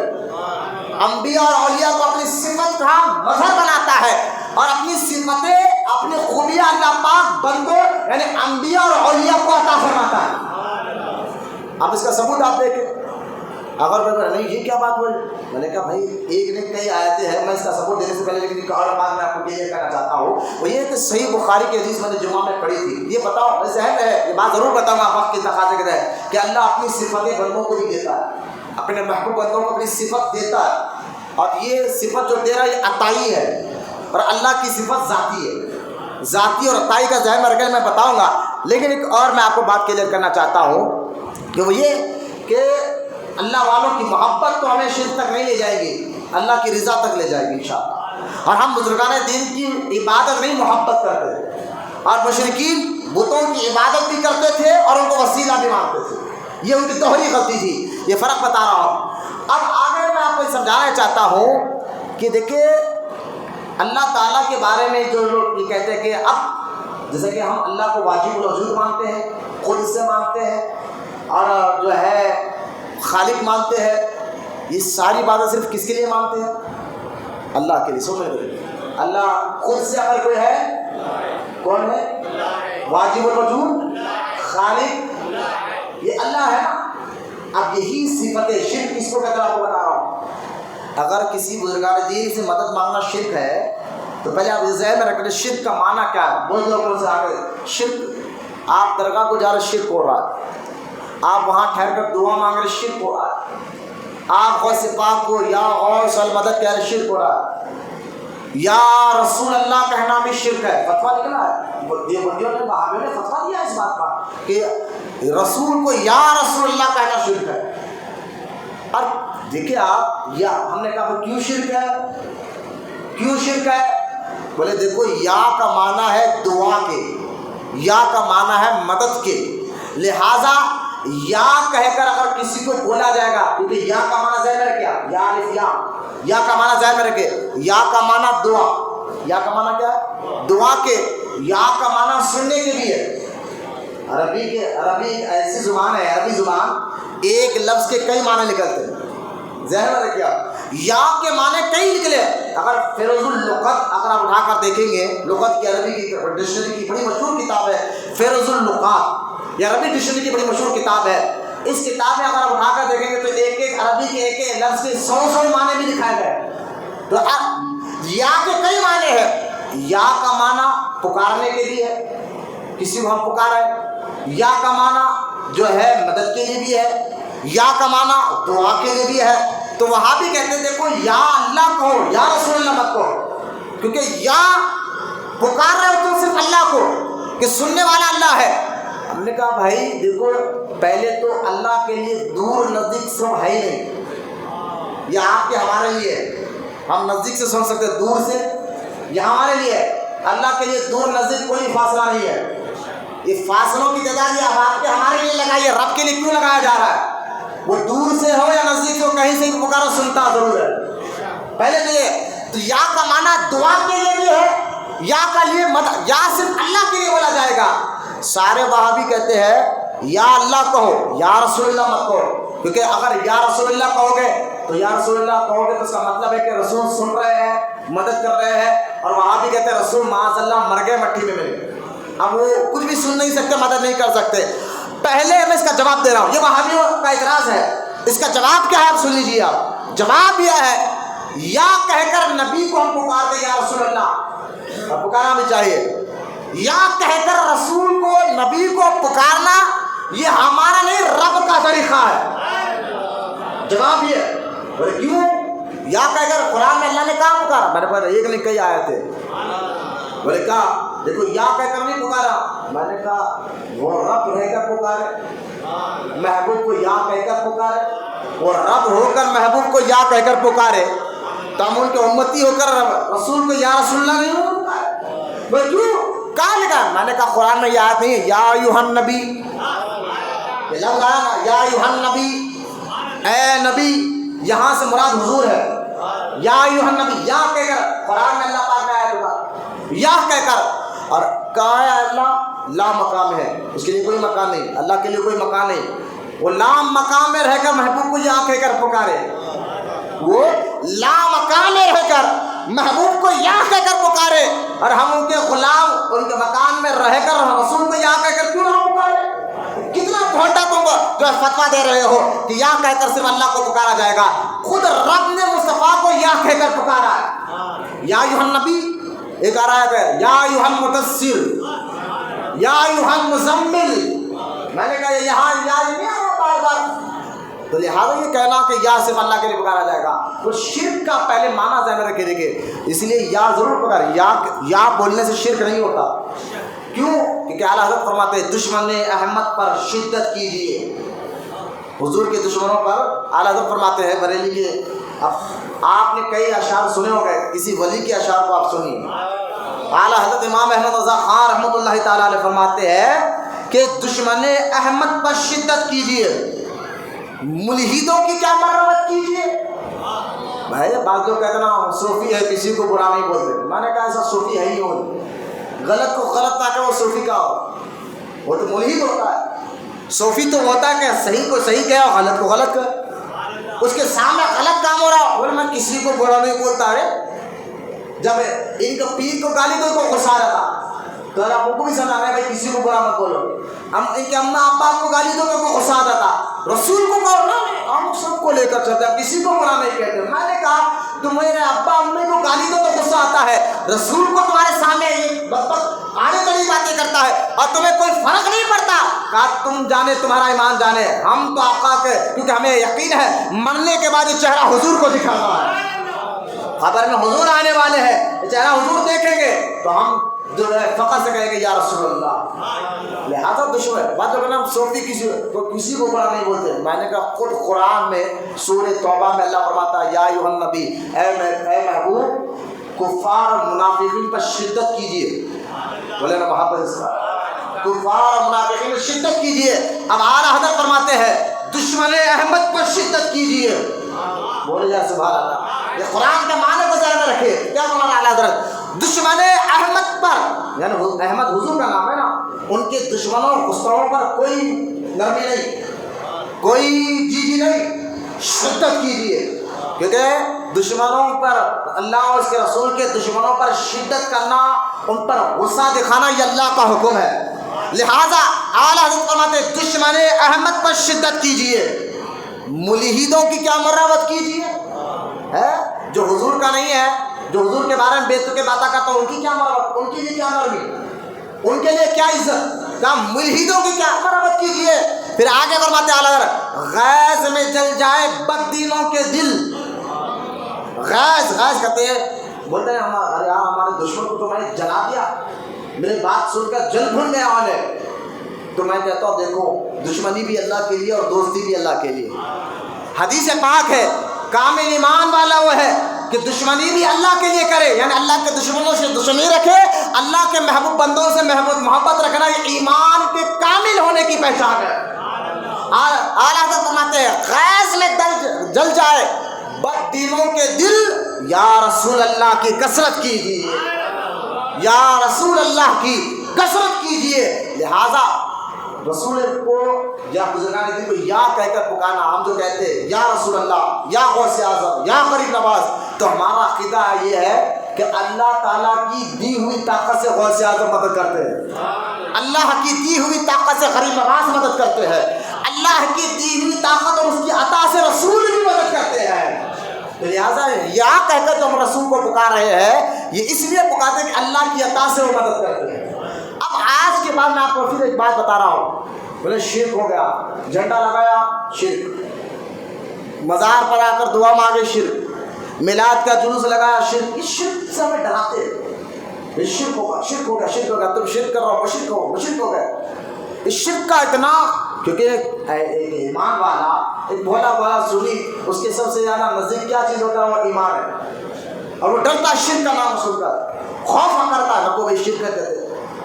اب تعجب تو یہ ہوتا ہے کہ بعض لوگ جو نا فاتحہ کو بھی شرک کہہ دیتے ہیں، فاتحہ دلانا شرک ہو گیا۔ اب میں آپ کو پہلے بتاتا ہوں، اس کو بلا کر پوچھئے جو شرک بول رہا ہے، ہوا ہے ہمارے ساتھ۔ ایک صاحب آ کر، نوجوان بچہ تھا کالج یونیورسٹی کا، حضرت یا غوث کہنا شرک ہے کہتے، یا غریب نواز کہنا شرک ہے، اور جو ہے یا علی کہنا شرک ہے، اللہ فلا فلا بولنے لگا۔ میں نے سب کچھ دیر تک میں سنتا رہا، سننے کے بعد اچھا حضرت سب بول لیا؟ بولے ہاں بول دیا۔ اب میں ایک بات پوچھوں، بولیے مولانا شرک کا مطلب کیا ہے بتا؟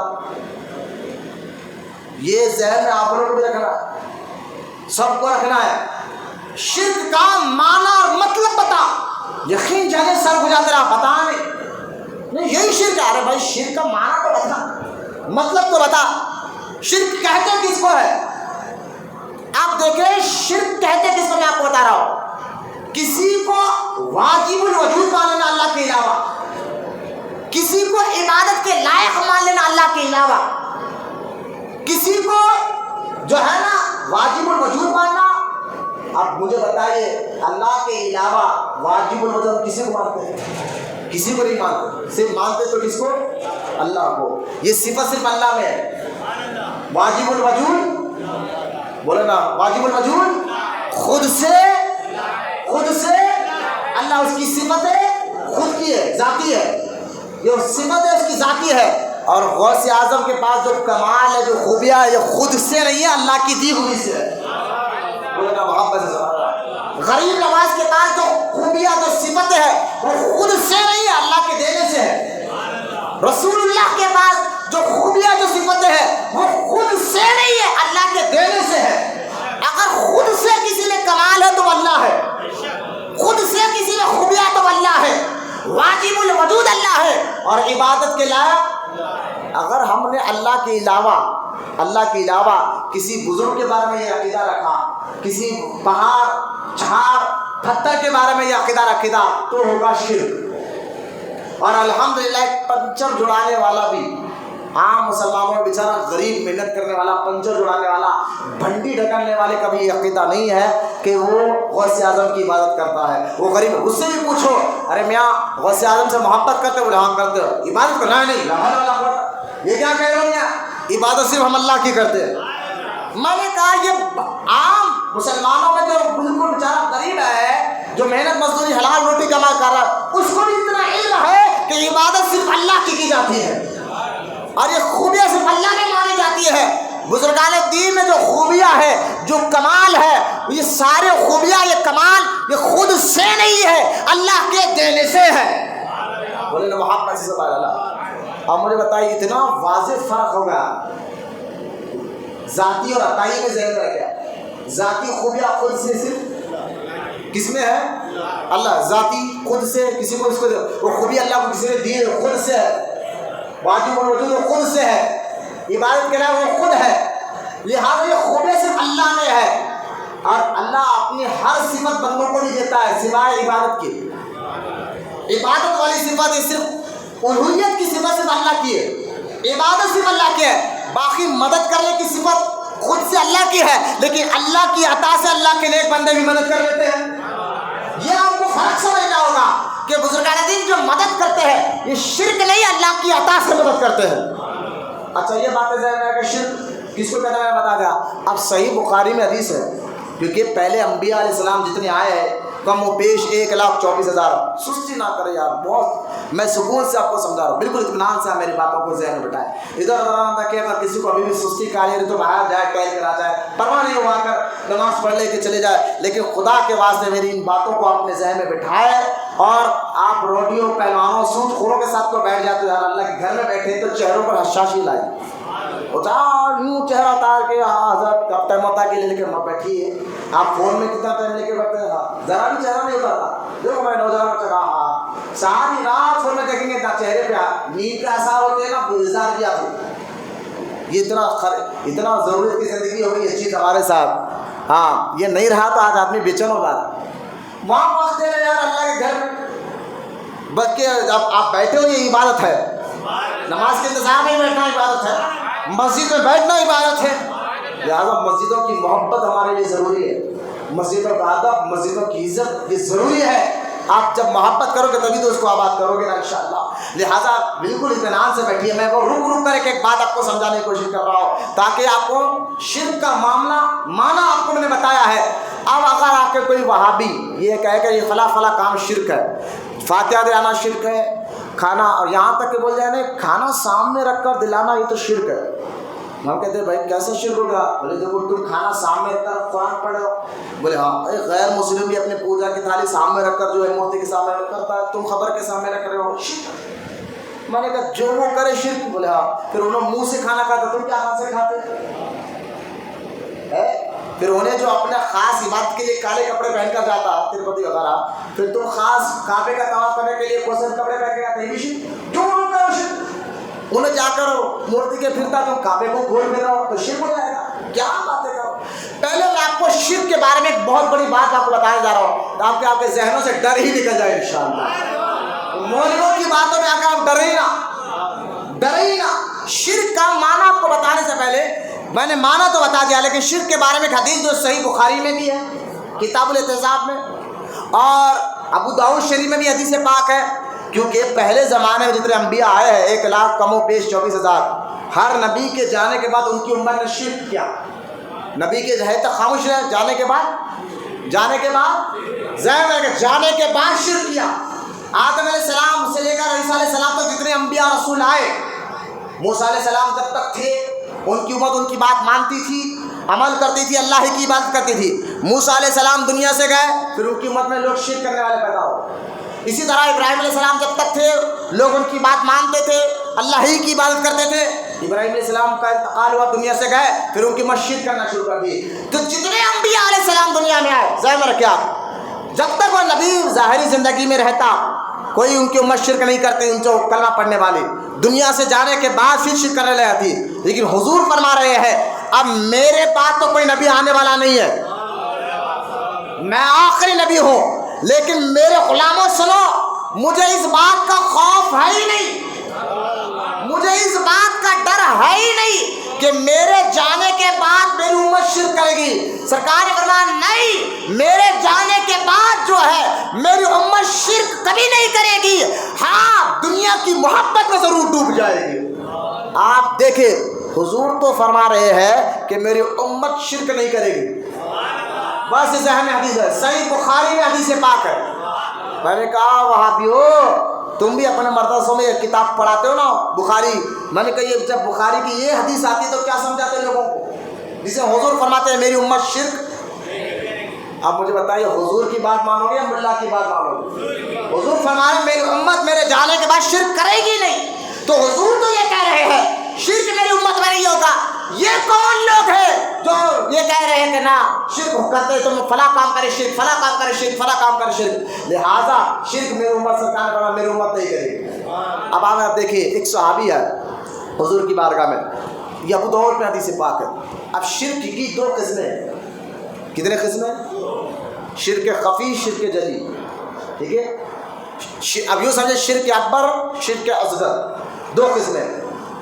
شرک اکبر کیا ہے کہ اللہ کے علاوہ کسی کی عبادت کرنا، کسی کو اللہ کے برابر سمجھنا، اللہ کے علاوہ کسی کو عبادت کرنا، اس کو شرک اکبر کہتے ہیں۔ دوسرے معنی میں شرک جلی کہتے ہیں۔ سرکار فرماتے ہیں یہ شرک تو میری امت نہیں کرے گی، بولے نا محبت سے، یعنی میری امت میں شرک اکبر کبھی نہیں ہوگا۔ جیسا کہ ابو داؤد حدیث ہے، صحابی نے آ کر پوچھا حضور آپ کے جانے کے بعد کیا قیامت کے قریب آپ کی امت میں کوئی ایسے لوگ ہوں گے جو شرک کریں؟ سرکار نے فرمایا ہاں ہوں گے۔ پھر آگے حضور نے فرمایا نام ہوں گے، لیکن سنو لیکن وہ شرک اکبر نہیں ہے، غور سے ذرا، وہ شرک ہوگا میرے جانے کے بعد میری امت میں شرک ہوگا، لیکن کون سا شرک ہے؟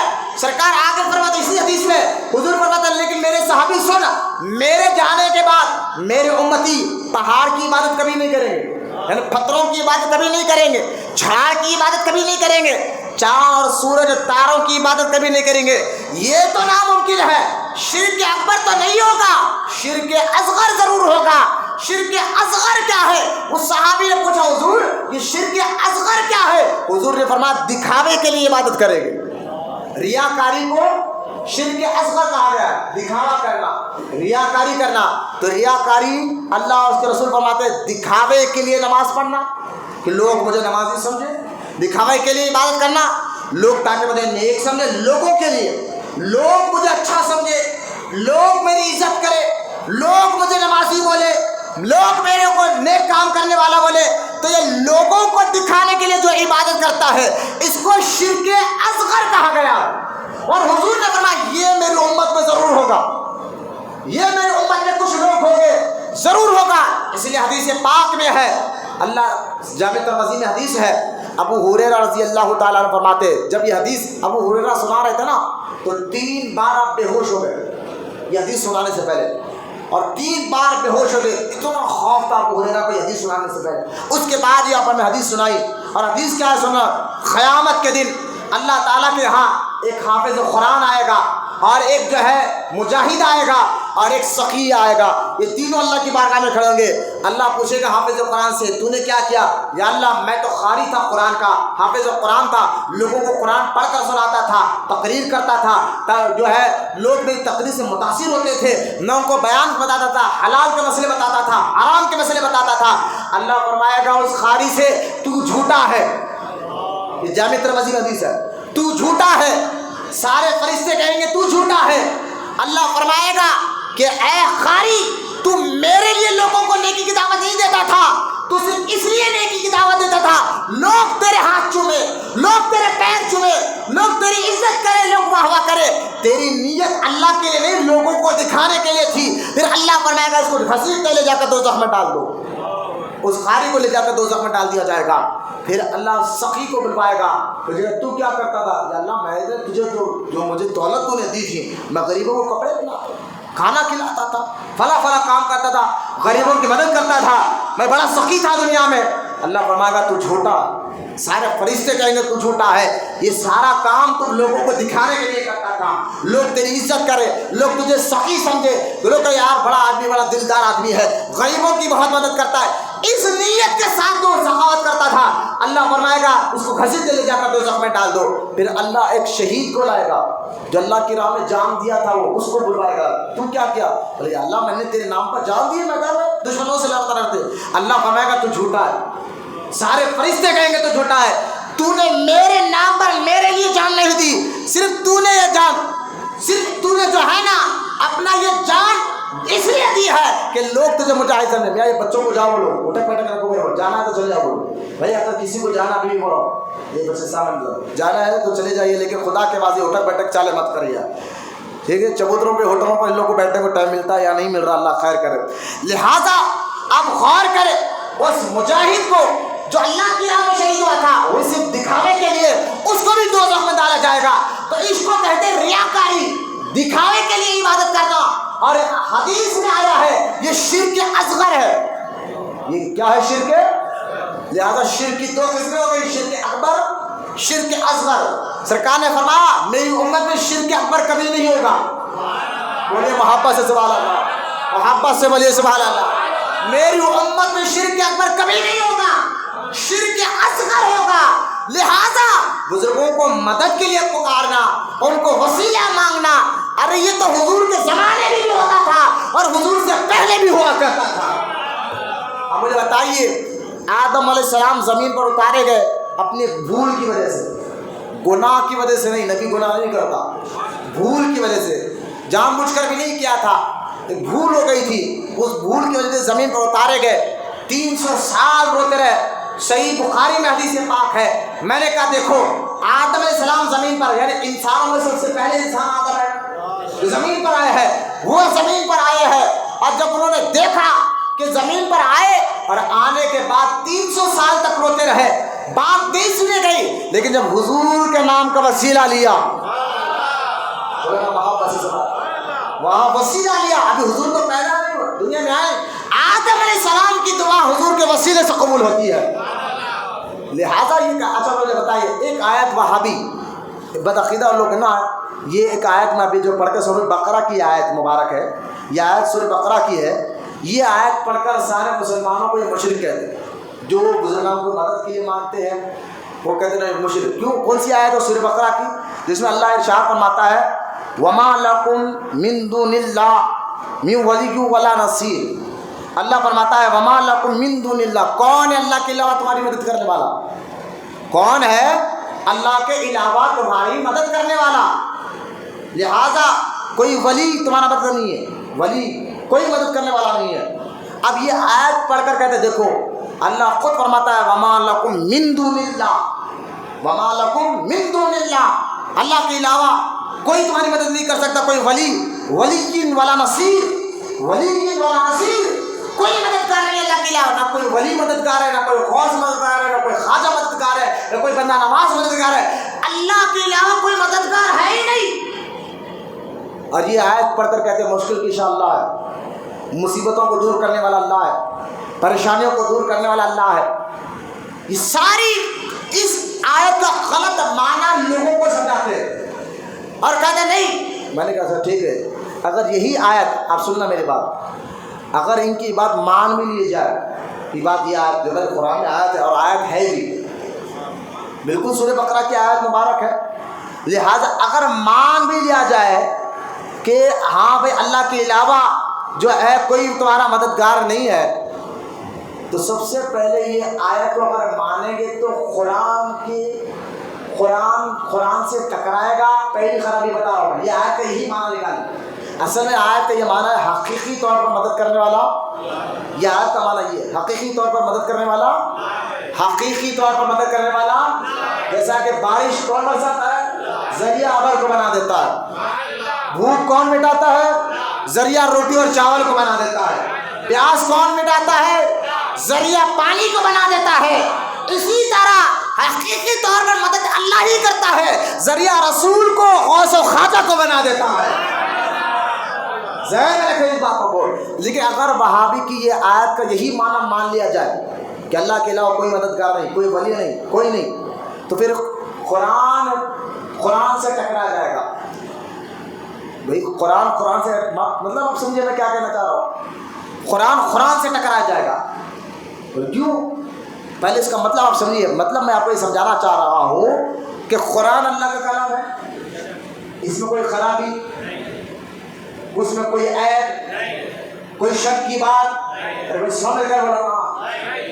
کیوں؟ کیونکہ قرآن میں خود اللہ فرماتا ہے ذالک الکتاب لا ریب فیہ، یہ وہ کتاب ہے جس میں کوئی شک۔ بھائی ایک بندہ اگر کتاب لکھے، ہم اور آپ لکھے، تو ہم کہیں پر کچھ لکھ دیتے، کہیں پر کچھ لکھ دیتے، تو ہمارے سے بڑا عالم پکڑ لیتا ہے، مولانا یہ وہاں پر آپ نے یہ لکھا، یہاں پر یہ لکھ دیا، غلطی کر دی آپ نے، لہٰذا ہم غلط ہو سکتے ہیں۔ اللہ غلطی سے، ہر عیب سے، کیونکہ قرآن بندے کا نہیں اللہ کا کلام ہے۔ اگر یہ بات مان بھی لیا جائے مدد صرف اللہ ہی کرتا ہے، تو پھر قرآن میں ایک اور بھی آیتیں ہیں جس میں اللہ فرماتا ہے کہ فرشتے بھی مدد کرتے ہیں، مومنین بھی مدد کرتے ہیں، نبی اور رسول بھی مدد کرتے ہیں۔ آپ مجھے بتائیے قرآن سے ٹکرا رہا ہے یا نہیں ٹکرا؟ ایک جگہ تو اللہ کہتا ہے اللہ ہی مدد کر رہا ہے، دوسری جگہ اللہ فرماتا ہے رسول بھی مدد کرتے ہیں، رسول بھی مدد کرتے ہیں۔ لہذا قرآن، آپ کہیں گے وہ کون سی آیت ہے بھائی؟ آپ سنیے، آپ جس میں اللہ خود ارشاد فرماتا ہے کہ جس میں اللہ پاک خود ارشاد فرماتا ہے، آپ غور سنیے، آپ یہ آیت جو ہے سورہ مائدہ آیت نمبر 55 سنیے۔ قرآن میں جہاں اللہ یہ کہہ رہا ہے نا، سورہ بقرہ میں اللہ ہی مدد کرتا ہے، وہاں پر اللہ یہ بھی کہہ رہا ہے کیا؟ انما ولیکم اللہ ورسولہ والذین آمنوا، جس میں اللہ ارشاد فرماتا ہے سورہ مائدہ آیت میں، اس میں کوئی شک کی بات نہیں، اس میں کوئی شک کی بات نہیں کہ تمہارے مددگار، اللہ فرماتا تمہارے مددگار، سنیں آپ، اس میں کوئی شک کی بات نہیں کہ تمہارے مددگار اللہ ہے، رسول ہے اور مومنین ہے۔ بولے محبت سے سبحان اللہ۔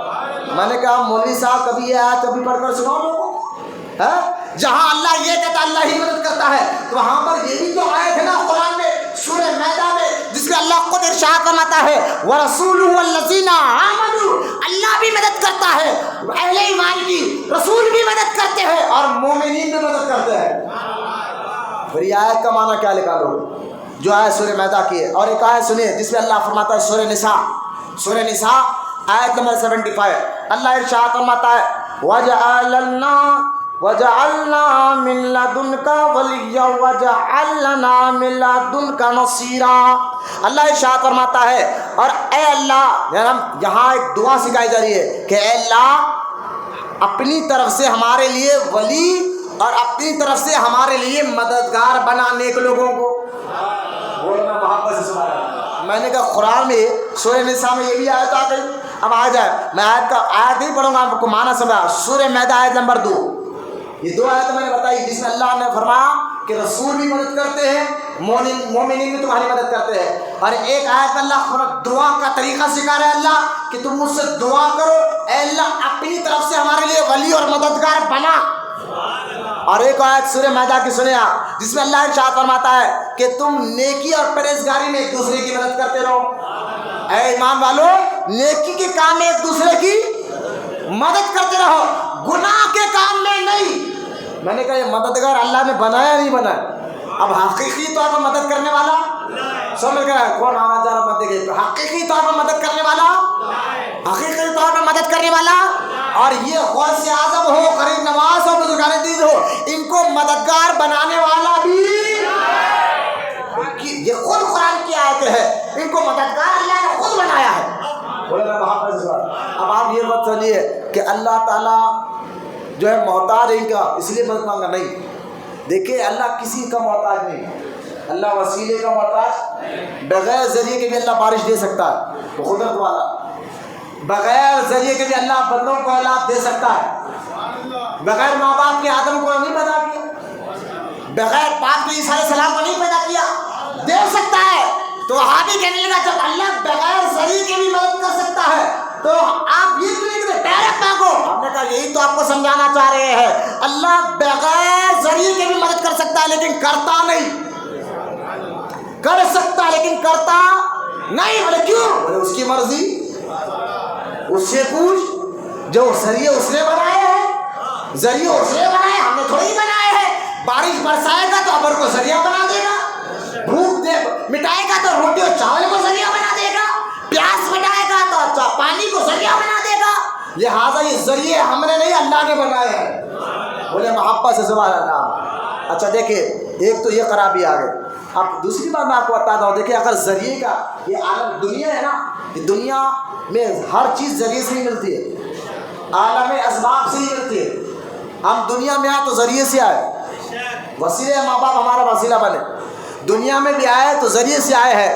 اور یہاں تک کہ میں آپ کو کیا بتاؤں، آپ غور کریں کہ دنیا میں بھی آئے تو ذریعے سے آئے، ہم دیکھتے ہیں تو آپ کے ذریعے سے، سنتے ہیں تو کان کے ذریعے سے، بولتے ہیں تو زبان کے ذریعے سے، پکڑتے ہیں تو ہاتھ کے ذریعے سے۔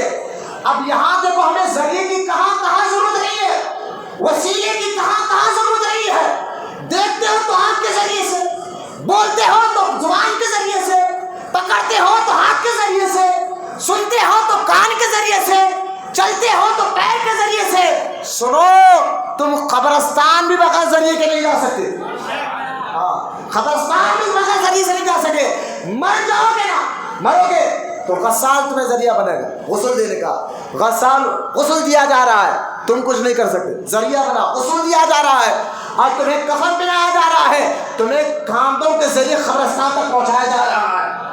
اب غور سنو، ذریعہ دنیا میں، بولے نہیں دنیا میں عالم اسباب ہے، دنیا سے جانے کے بعد کچھ نہیں ہوگا۔ میں نے کہا نہیں دنیا کے حد تک تو یہ ہے، بزرگان مدد کرتے بھائی، مانتے، بولے ہاں۔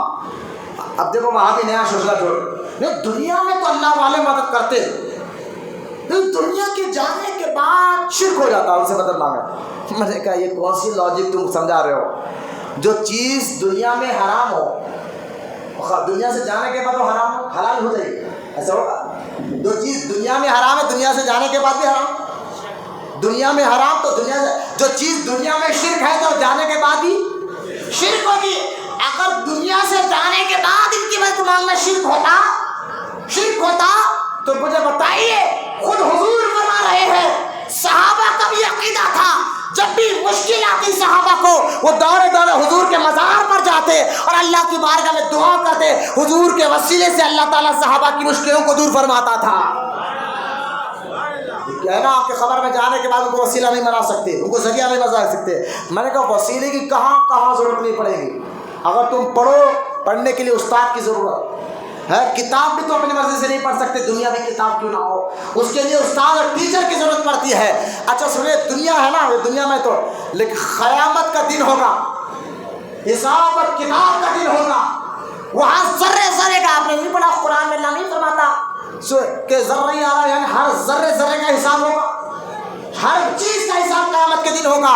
اور قیامت کا دن جہاں ساری دنیا کے انسان ہوں گے، حساب کتاب ہونے کا دن، قیامت ہے کیا مجھے بتایا؟ قرآن میں اللہ فرماتا ہے قیامت کا ایک دن 50,000 سال کے برابر ہوگا۔ کتنے سال کے برابر؟ ایک دن کتنے ہزار سال؟ یہ قرآن کی آیت پڑھو، بولیے سبحان اللہ۔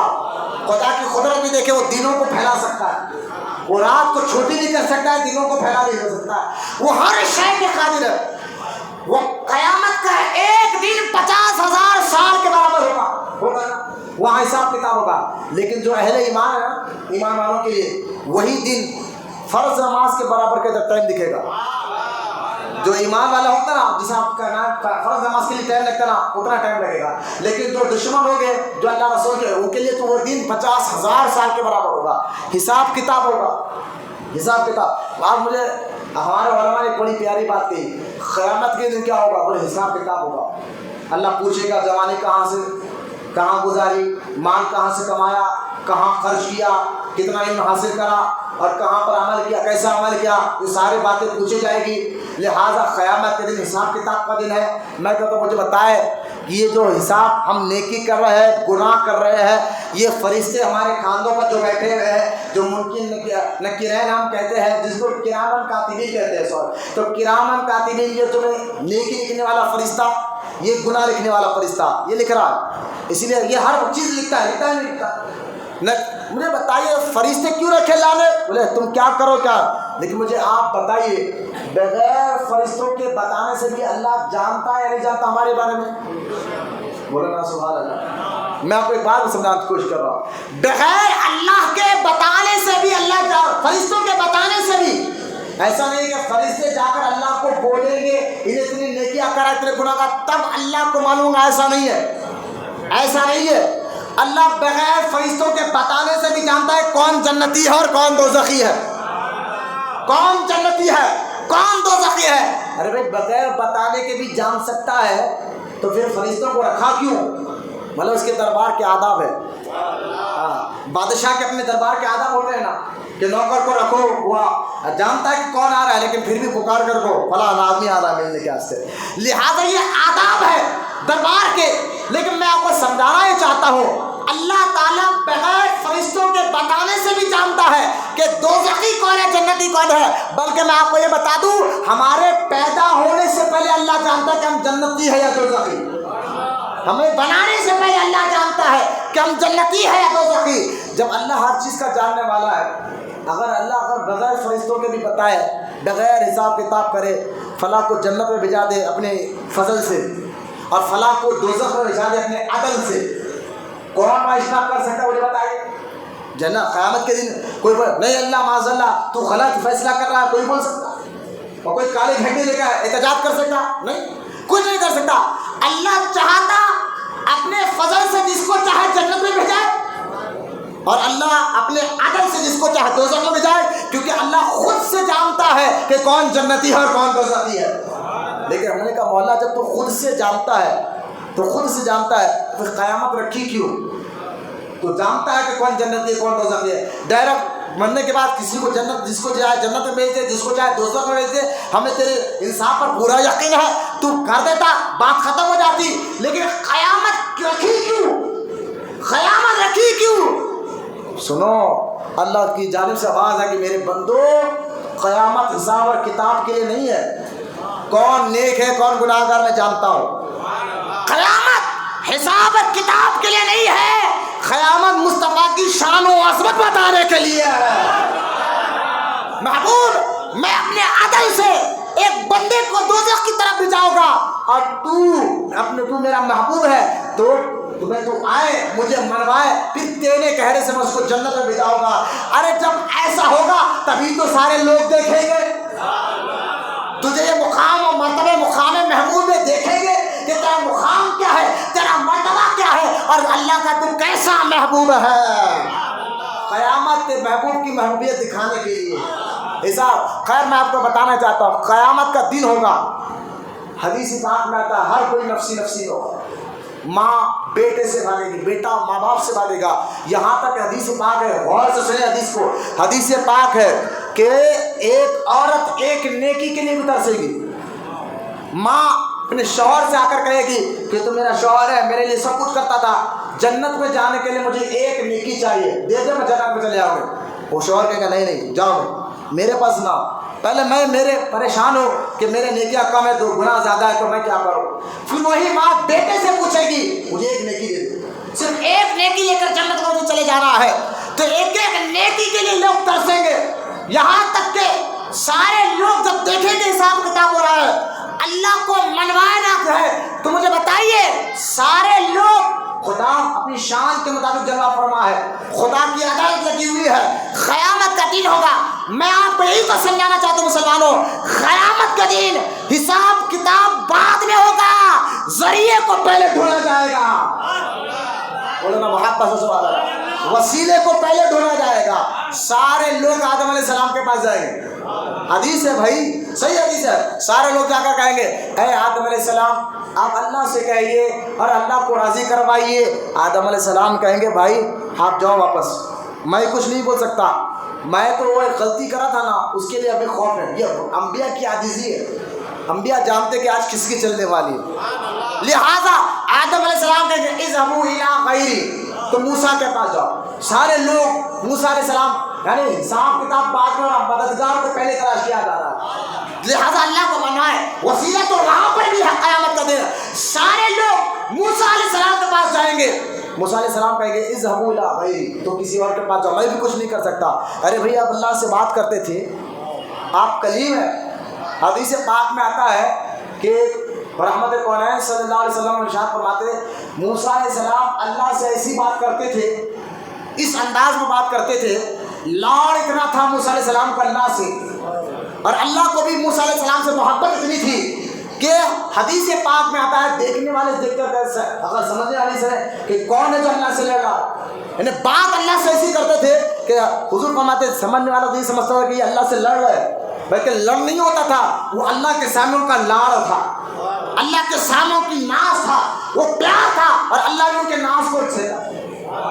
ہاں موسیٰ کو تم کس انداز میں بات کرنا کرو، تو میرا محبوب ہے، بات کرو۔ وہ موسیٰ کہے، لوگ کہیں گے موسیٰ علیہ السلام سے آپ مدد کر لے، کہا نہیں اذهبوا الى غیری، آج تو میری بھی چلنے والے نہیں، اذهبوا الى غیری، جاؤ کسی غیر کے پاس جاؤ۔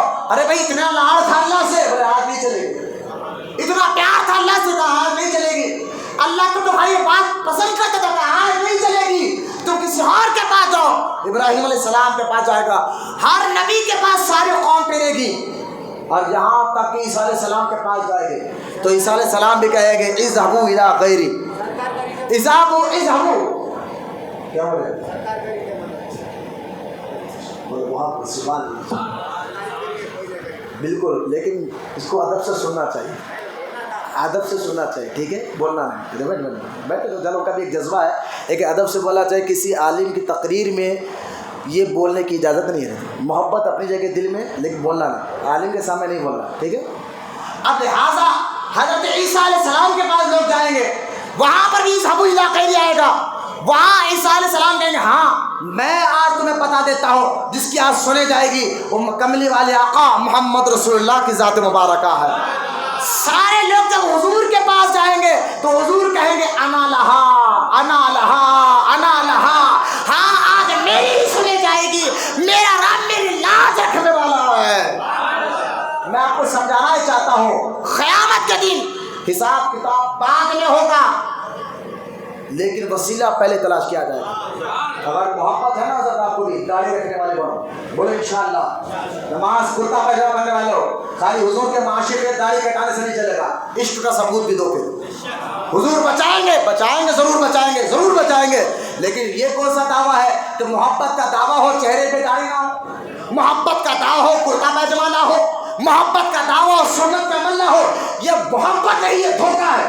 اگر واقعی محبت ہے نا حضور سے، پھر عاشق بنو حضور کے، صرف مسجد کے مسلمان نہ بنو، باہر بھی جب نکلو تو دیکھنے والا دیکھ کر یہ کہے دیکھو عاشق رسول جا رہا ہے۔ صرف اسلام کو مسجد کے اندر بند نہ کرو، باہر بھی جاؤ تو حضور اللہ رسول کو راضی کرنے والے کام کرو، وہ کام ہر کس وہ عاشق ہوتا ہے، اس کو جب وہ بول سکتا ہے غلام ہے، غلام ہے، غلام یہ رسول میں۔ یہ داڑھی کاٹنے والے، جھوٹ بولنے والے، نمازیں چھوڑنے والے، شراب پینے والے ہیں، پھر بولے ہم عاشق رسول ہیں، یہ بات نہیں چلے گی۔ محبت بھی اپنا تقاضا بھی دیتا ہے، محبت کی اپنی پہچان ہوتی ہے، جس سے محبت ہوتی ہے پھر اس کی اداؤں سے محبت ہو جاتی ہے، جس سے محبت ہوتی ہے اس کے قول سے محبت ہو جاتی ہے، اس کی اداؤں سے محبت ہو جاتی ہے، اس کے طریقے سے محبت ہو جاتی ہے۔ محبت پھر اپنی پہچان بتاتی ہے، اپنی اچھی پہچان بتاؤ۔ خیر میں آپ کو بتا رہا تھا، اگر یہ آیت مان لیا جائے اللہ ہی مدد کرے اور کوئی نہیں کرتا تو میں قرآن سے ٹکرایا جائے گا۔ اور دیکھیے اگر یہ بات مان بھی لیا جائے تو یہاں حضرت عیسیٰ علیہ السلام کا ذکر ہے قرآن پاک سورہ ال عمران میں، جس میں حضرت عیسیٰ علیہ السلام کے بارے میں آیا ہے۔ ذرا سنیے آپ کہ عیسیٰ علیہ السلام جو ہے سورہ ال عمران میں اللہ آیت ہے جس میں عیسیٰ علیہ السلام کہے من انصاری اللہ، سورہ ال عمران جس میں عیسیٰ علیہ السلام کا یہ قول ہے من، آپ دیکھیں من انصاری اللہ، سورہ ال عمران آیت نمبر 52۔ عیسیٰ علیہ السلام کہتے ہیں ایک وقت اللہ قرآن میں ذکر کر رہا ہوتا، عیسیٰ علیہ السلام من انصاری اللہ، کون ہے جو میرے اللہ کی راہ میں مدد کرے؟ ارے بھائی نبی ہے، اللہ سے مدد مانگنا، لیکن عیسیٰ علیہ السلام کیا کرے اپنے ساتھیوں کو پوچھ رہے تم میری مدد کرو گے اللہ کی راہ میں؟ بولو یا سبحان اللہ، تم میری مدد کرو گے اللہ کے لیے؟ اللہ نے یہ نہیں کہا عیسیٰ شرک کر رہے ہو، مدد تو میں کرتا ہوں مجھ سے مانگو، نہیں۔ عیسیٰ علیہ السلام نے جب یہ کہا من انصاری اللہ تو ان کے ساتھیوں نے کیا کہا؟ نحنو انصار اللہ، نحنو انصار اللہ، اے عیسیٰ اللہ کے لیے ہم آپ کی مدد کرنے کے لیے تیار ہیں۔ بولے اللہ محبت سے سبحان اللہ، اور محبت سے بولے سبحان اللہ۔ لہذا یہاں یہ اگر مان لیا جائے اللہ ہی مدد کرتا ہے اور کوئی مدد نہیں کرتا تو پھر عیسیٰ علیہ السلام کو بھی شرک کا فتویٰ دو گے؟ عیسیٰ علیہ السلام کو کہو گے؟ اور نبی سے زیادہ توحید کون جانتا ہے؟ توحید کی باریکیاں نبی سے زیادہ کون جانتا ہے؟ مجھے بتائیے۔ عیسیٰ علیہ السلام کا قول میں آپ کو ذہن دینا چاہتا ہوں، حقیقی طور پر مدد کرنے والا اللہ ہی ہے اور اللہ ہی نے ذریعے بنائے ہیں، تو فتویٰ پھر عیسیٰ علیہ السلام پر بھی لگے گا۔ اچھا اور ایک دوسری خرابی آپ کو، اور تیسری خرابی بتاتا ہوں، اسی اگر مان لیا جائے کہ اللہ ہی مدد کرے اور کوئی نہیں، تو یہ فتویٰ پھر نبی پر بھی لگے گا اور پھر یہی فتویٰ معاذ اللہ پر بھی لگے گا۔ بولے کیوں؟ کیونکہ اللہ پاک فرماتا ہے سورہ محمد میں، کس میں؟ سورہ محمد میں اللہ تعالیٰ ارشاد فرماتا ہے کہ کون ہے جو میری مدد کرے؟ سورہ محمد اللہ فرماتا ہے کون ہے جو میری مدد کرے، اور یہاں اپنی مدد کو اللہ دین کی مدد کہتا ہے، جو دین کی مدد کرے وہ اللہ کی مدد کرے۔ تو اللہ تعالیٰ فرماتا ہے کون ہے جو میری مدد کرے، مطلب کیا ہے؟ اللہ کی مدد کون کر سکتا ہے؟ لیکن اللہ یہ فرما رہا ہے جو اللہ کے دین کی مدد کرتا ہے وہ اللہ کی مدد کر رہا ہے۔ میں نے کہا پھر سورہ محمد کی یہ آیت کا معنی کیا نکالو؟ کتنی خرابیاں ہو جائیں گی، ایک خرابی، دو خرابی، تین خرابی، پھر کئی ایک آیت میں ہے جس میں اللہ پاک نے جو ہے ولیوں کا مدد کا ذکر فرمایا ہے۔ آپ دیکھیں جب بھی مشکل آتی صحابہ کا بھی عادت تھی کہ وہ حضور کے پاس جاتے تھے، یہ وسیلے لینا مشکل کے وقت اللہ کے نیک بندوں کو، یہ عرب والوں سے سنو، یہ ہندوستان پاکستان والوں نے عقیدہ نہیں کرا ہے، یہ عرب سے ہی چل کر آیا ہے۔ بولے محبت سے سبحان اللہ، یہ عرب سے ہی چل کر آیا ہے۔ جیسا صحیح بخاری باب الاستسقاء، جہاں پر امام بخاری نے وہ حدیثیں جمع فرمائی، یہ بخاری کی حدیث آخری سنا کر بات ختم کر رہا ہوں کہ میں آپ کو ذہن دے دیا شرک کیا ہے، شرک کا معنی میں نے آپ کو بتا دیا ہے۔ یہ آخری حدیث سنی کہ انشاءاللہ ہم سنت کے لیے کھڑے ہو جائیں گے. وہ حدیث سنیں جو صحیح بخاری میں ہے. وہ حدیث پاک کیا ہے کہ باب الاستسقاء یعنی جہاں بارش ہونا بند ہو گیا تو کیا کرے. تو حدیث پاک میں ہے کہ حضور تشریف فرما تھے اور مدینہ پاک میں کئی دن سے بارش نہیں ہو رہی تھی, کئی دنوں کا بارش نہیں ہو رہی تھی, یہاں تک کہ لوگ پیاسے تڑپ رہے تھے, جانوروں کے یعنی بکریوں کے تھنوں سے دودھ کم ہو گیا تھا, یہاں تک کہ جانوروں کو غذا نہیں مل رہی تھی, جانور تک پانی سے ترس رہے تھے, انسان جانور بھی ترس رہے تھے. یہ حال ہو گیا. صحیح بخاری میں ہے حضور رحمت کونین صلی اللہ علیہ وسلم تشریف فرما ہے, مسجد میں سرکار بیٹھے ہوئے, ممبر پر جلوہ فرما ہے, تمام صحابہ بھی بیٹھے ہوئے ہیں. اچانک ایک صحابی آئے اور آ کر کہا یا رسول اللہ. صحیح بخاری کی حدیث ہے. میں نے کہا وہابیو کبھی یہ حدیث پڑھ کر بھی لوگوں کو سمجھاؤ نا کہ یہ وسیلہ لینا سنیو کوئی شرک نہیں ہے بلکہ اللہ پاک نے حکم عطا فرمایا ہے. اور وہاں مشرکوں کا شرک کیا تھا؟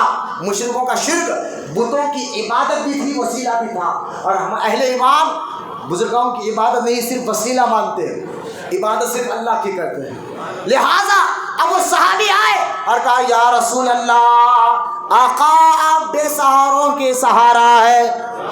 بولے نا محبت سے سبحان اللہ. آقا آپ بے سہاروں کے سہارا ہے, ہماری جان مشکل میں آ گئی ہے, آقا کرم فرمائیے, کرم فرمائیے. حدیث پاک میں آتا ہے وہ صحابی جیسا عرض کر رہے تھے نا حضور جوش میں آ گئے. بولے نا محبت سے سبحان اللہ. جوش میں آ کر فرمایا بولنا کیا ہوا. حضور نے یہ نہیں کہا کہ مسجد میں جاؤ 2 رکعت نماز پڑھو اس کے بعد دعا مانگو, نہ یہ کیا کر رہے ہو میرے پاس آ کے, نہیں, بلکہ حضور نے فرمایا بولنا کیا بات ہے. اس نے کہا یا رسول اللہ ہمارے کھیت سوکھ گئے ہیں, ہمارے پانی کے کنویں سوکھ گئے ہیں, یہاں تک کہ جانور بھی پانی کے لیے ترس رہے ہیں. آقا کرم فرمائیے, آپ تو بے سہاروں کے سہارا ہے, آپ زبان ہلا دے تو اللہ کرم فرما دے گا. لیکن اللہ کے نیک بندوں کو وسیلہ سے مانگنا یہ عرب سے ہی آیا, عرب والوں کا ہی عقیدہ ہے. صحیح بخاری میں حدیث ہے, صحابہ کہتے ہیں حضور نے جب یہ فرمایا نا تو حضور کھڑے ہو گئے. سرکار فرماتے, صحابہ کہتے ہیں حضور کی چادر زمین کو بوسا لے رہی تھی. بولو نا سبحان اللہ. زمین حضور کی چادر کو بوسا لے رہا تھا, یعنی چادر سرکار اتنے جلال میں جسم میں کھڑے ہوئے نا کہ چادر نیچے زمین پر لٹک رہی تھی, یوں سمجھے کہ زمین حضور کی چادر کو چوم رہی تھی. بولے محبت سے سبحان اللہ. پھر حضور ہاتھ اٹھا کر کہتے یا اللہ بارش بھیج. بولے نا محبت سے سبحان اللہ. یا اللہ بارش بھیج. اتنا کہنا تھا. صحابہ کہتے خدا کی عزت و جلال کی قسم حضور کے دعا کرنے سے پہلے تک کوئی ابر کا آسمان پہ ٹکڑا تک نہیں تھا, لیکن سرکار نے دعا فرمائی اور ایک لمحے میں ابر کا ٹکڑا بھی آیا, اور جب مسجد سے اپنے گھر تک گئے تو بھیگتے ہوئے گئے. بولا نا محبت سے سبحان اللہ. ہم بھیگتے ہوئے اپنے گھروں کو گئے. بولا محبت سے سبحان اللہ. اور فرماتے ہیں لگاتار مدینے میں 8 دن تک بارش ہوئی. کتنے دن تک؟ 8 دن تک بارش ہوئی. کنویں بھر گئے, کھیت سیراب ہو گئے, پانی بہت ہو گیا. پھر سے جمعہ آیا, پھر وہی صحابی آئے. بولا نا محبت سے سبحان اللہ. جمعے سے جمعہ تک بارش ہوتی رہی. پھر جمعہ آیا, پھر وہی صحابی آئے. بولے حضور اب بس, آقا بس کریے. آقا بارش اتنی ہو گئی, کنویں بھر گئے ہیں, برتن بھر گئے ہیں, زمین سیراب ہو گئی ہے, اب تو نقصان ہونے کو آ گیا ہے, آقا دعا فرما دے. تو صحابی کہتے ہیں خدا کی عزت و جلال کی قسم حضور اٹھے اور اپنی انگلی مبارک, بتانے کے لیے کہہ رہا ہوں اس قابل نہیں ہے انگلی, یہ سمجھانے کے لیے کہہ رہا ہوں, اپنی انگلی مبارک کو آسمان کی طرف کہا اور کہہ رہا یا اللہ مدینے میں نہ برسا, اس کے ارد گرد برسا, مدینے میں نہ برسا, ارد گرد برسا. صحابہ کہتے ہیں ہم نے دیکھا کہ آسمان پہ مدینہ گنبد کی طرح ہو گیا تھا, یعنی مدینے شہر میں بارش نہیں ہو رہی تھی, پہاڑوں میں ہو رہی تھی, جنگلوں میں ہو رہی تھی. لہٰذا مصیبت کے وقت صحابہ بار بار حضور کی بارگاہ میں جاتے اور اللہ کو منواتے تھے, کیونکہ وہ صحابی ہے, وہابی نہیں ہے. اور قرآن میں سورہ بقرہ میں اللہ نے کیا فرمایا؟ آمنو کما آمن الناس. اللہ فرماتا ہے ایسے ایمان لاؤ جیسے نبی کے صحابہ نے ایمان لایا تھا. بولنا سبحان اللہ. آپ پریشان مت ہو. ان بزرگان دین کو ہم وسیلہ مانتے ہیں، اور وسیلہ مانگنا، سفارش مانگنا، یہ اللہ کا بھی حکم ہے، حدیثوں سے بھی ثابت ہے. مزارات والوں کے پاس آ کر ان کو ہم وسیلہ مانتے، سفارشی مانتے، خدا نہیں مانتے، نہ ان کی عبادت کرتے ہیں. شرک کیا ہے؟ شرک کا معنی میں نے آپ کو بتایا، خدا پر کیسے ایمان رکھنا ہے. یہ دوسرا ہمارا پارٹ تھا عقیدہ توحید کا. الحمدللہ جو ہم نے 2 جمعے، گزشتہ جمعہ بھی ہم نے 2 گھنٹے تک، الحمدللہ پونے 2 گھنٹے تک تقریر کی. یہ بھی پونے 2 گھنٹے تک تقریر انشاءاللہ انٹرنیٹ پر موجود ہوگی.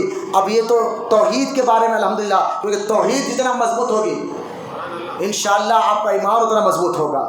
میں تو چاہتا تھا کہ ذرا بزرگان دین توحید کے بارے میں کیا بولتے وہ بھی بتاؤں، لیکن وقت اجازت نہیں دے رہا، ورنہ میں بتاتا کہ جو اہل طریقت، صوفیہ اکرام، بزرگان دین نے توحید کے جو درجے بتائے ہیں، توحید ایمانی، توحید علمی، اور توحید حالی، اور توحید رسمی، یہ 4 باتیں جو مخدوم سمنانی رضی اللہ تعالیٰ عنہ جیسے بزرگ، یہ توحید بزرگان دین کے خانخواہوں میں توحید کو آنکھوں سے پلایا جاتا ہے.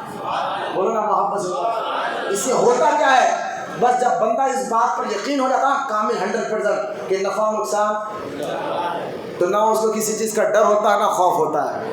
یہ یقین پیدا کرنے کا نام تصوف ہے، یہ یقین پیدا کرنے کا نام طریقت ہے. انشاءاللہ میں زندگی باقی رہی تو شریعت اور طریقت پر میں عنوان کی تیاری کر رہا ہوں انشاءاللہ، کیونکہ ڈھونگیوں سے بھی بڑی، جہاں وہابیوں سے ہمیں پریشانی ہے وہاں ڈھونگیوں سے بھی بڑی پریشانی ہو رہی ہے. جو صحیح پیر کی پہچان، اور پیر واقعی جو پیر ہوتا ہے کون ہوتا ہے، اس کی شرطیں کیا ہے، انشاءاللہ میں آنے والے وقت میں بتاؤں گا. لیکن آنے والے جمعہ، ابھی تک میں نے عقیدہ توحید کے بارے میں بتایا نا، توحید کیا ہے اور اس کے تقاضے کیا ہے.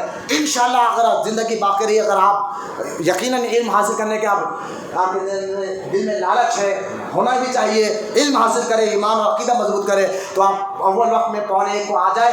آنے والے جمعہ میں آپ کو بتاؤں گا عقیدہ نبوت کیا ہے، نبی کون ہوتا ہے، اور نبی کے تقاضے کیا ہے، نبی کو ماننے کے تقاضے کیا ہے، وہ بھی ہے. انشاءاللہ میں آنے والے جمعہ میں آپ کو عقیدہ نبوت کے بارے میں بتاؤں گا. یہ 2 جمعے الحمدللہ عقیدہ توحید کے بارے میں ہمارے تھے، اور توحید کی باریکیاں ہم نے الحمدللہ بڑے کلیئر کر بتائی ہے. انٹرنیٹ میں بیان جائے گا، اگر کسی کو دیکھنا ہے تو مولانا عرفان قادری پرانا پل درگاہ مانی تو انشاءاللہ انٹرنیٹ میں بیان آ جائے گا.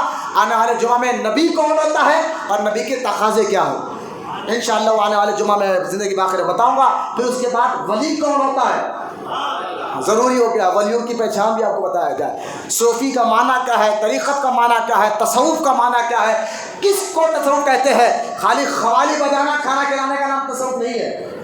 ہاں، خالی قوالی بجا دیے، کھانا کھلا دیے، ہاتھ میں 20 انگوٹھیاں پہن لیے، بال لمبے لمبے چھوڑ لیے، پیلی ہری ٹوپی پہننے سے نام تصوف نہیں ہے. تصوف کا نام کیا ہے؟ تصوف توحید کو پلانے کا نام ہے، توحید کو سمجھانے کا نام ہے، توحید کو مضبوط کرنے کا نام تصوف ہے. انشاءاللہ جو بزرگان دین بتایا وہ بتاؤں گا انشاءاللہ. اللہ کی بارگاہ میں دعا ہے کہنے سننے سے زیادہ ہم سب کو عمل کی توفیق عطا فرمائے. جتنے بوڑھے بچے نوجوان یہاں بیٹھے ملائکے کے بیٹھنے کو قبول فرمائے، اور ان سب کو سچا عاشق رسول بنائے، اور ان کی نسلوں میں قیامت تک عاشق رسولوں کو پیدا فرمائے. وما علینا الا البلاغ والحمد للہ رب العالمین.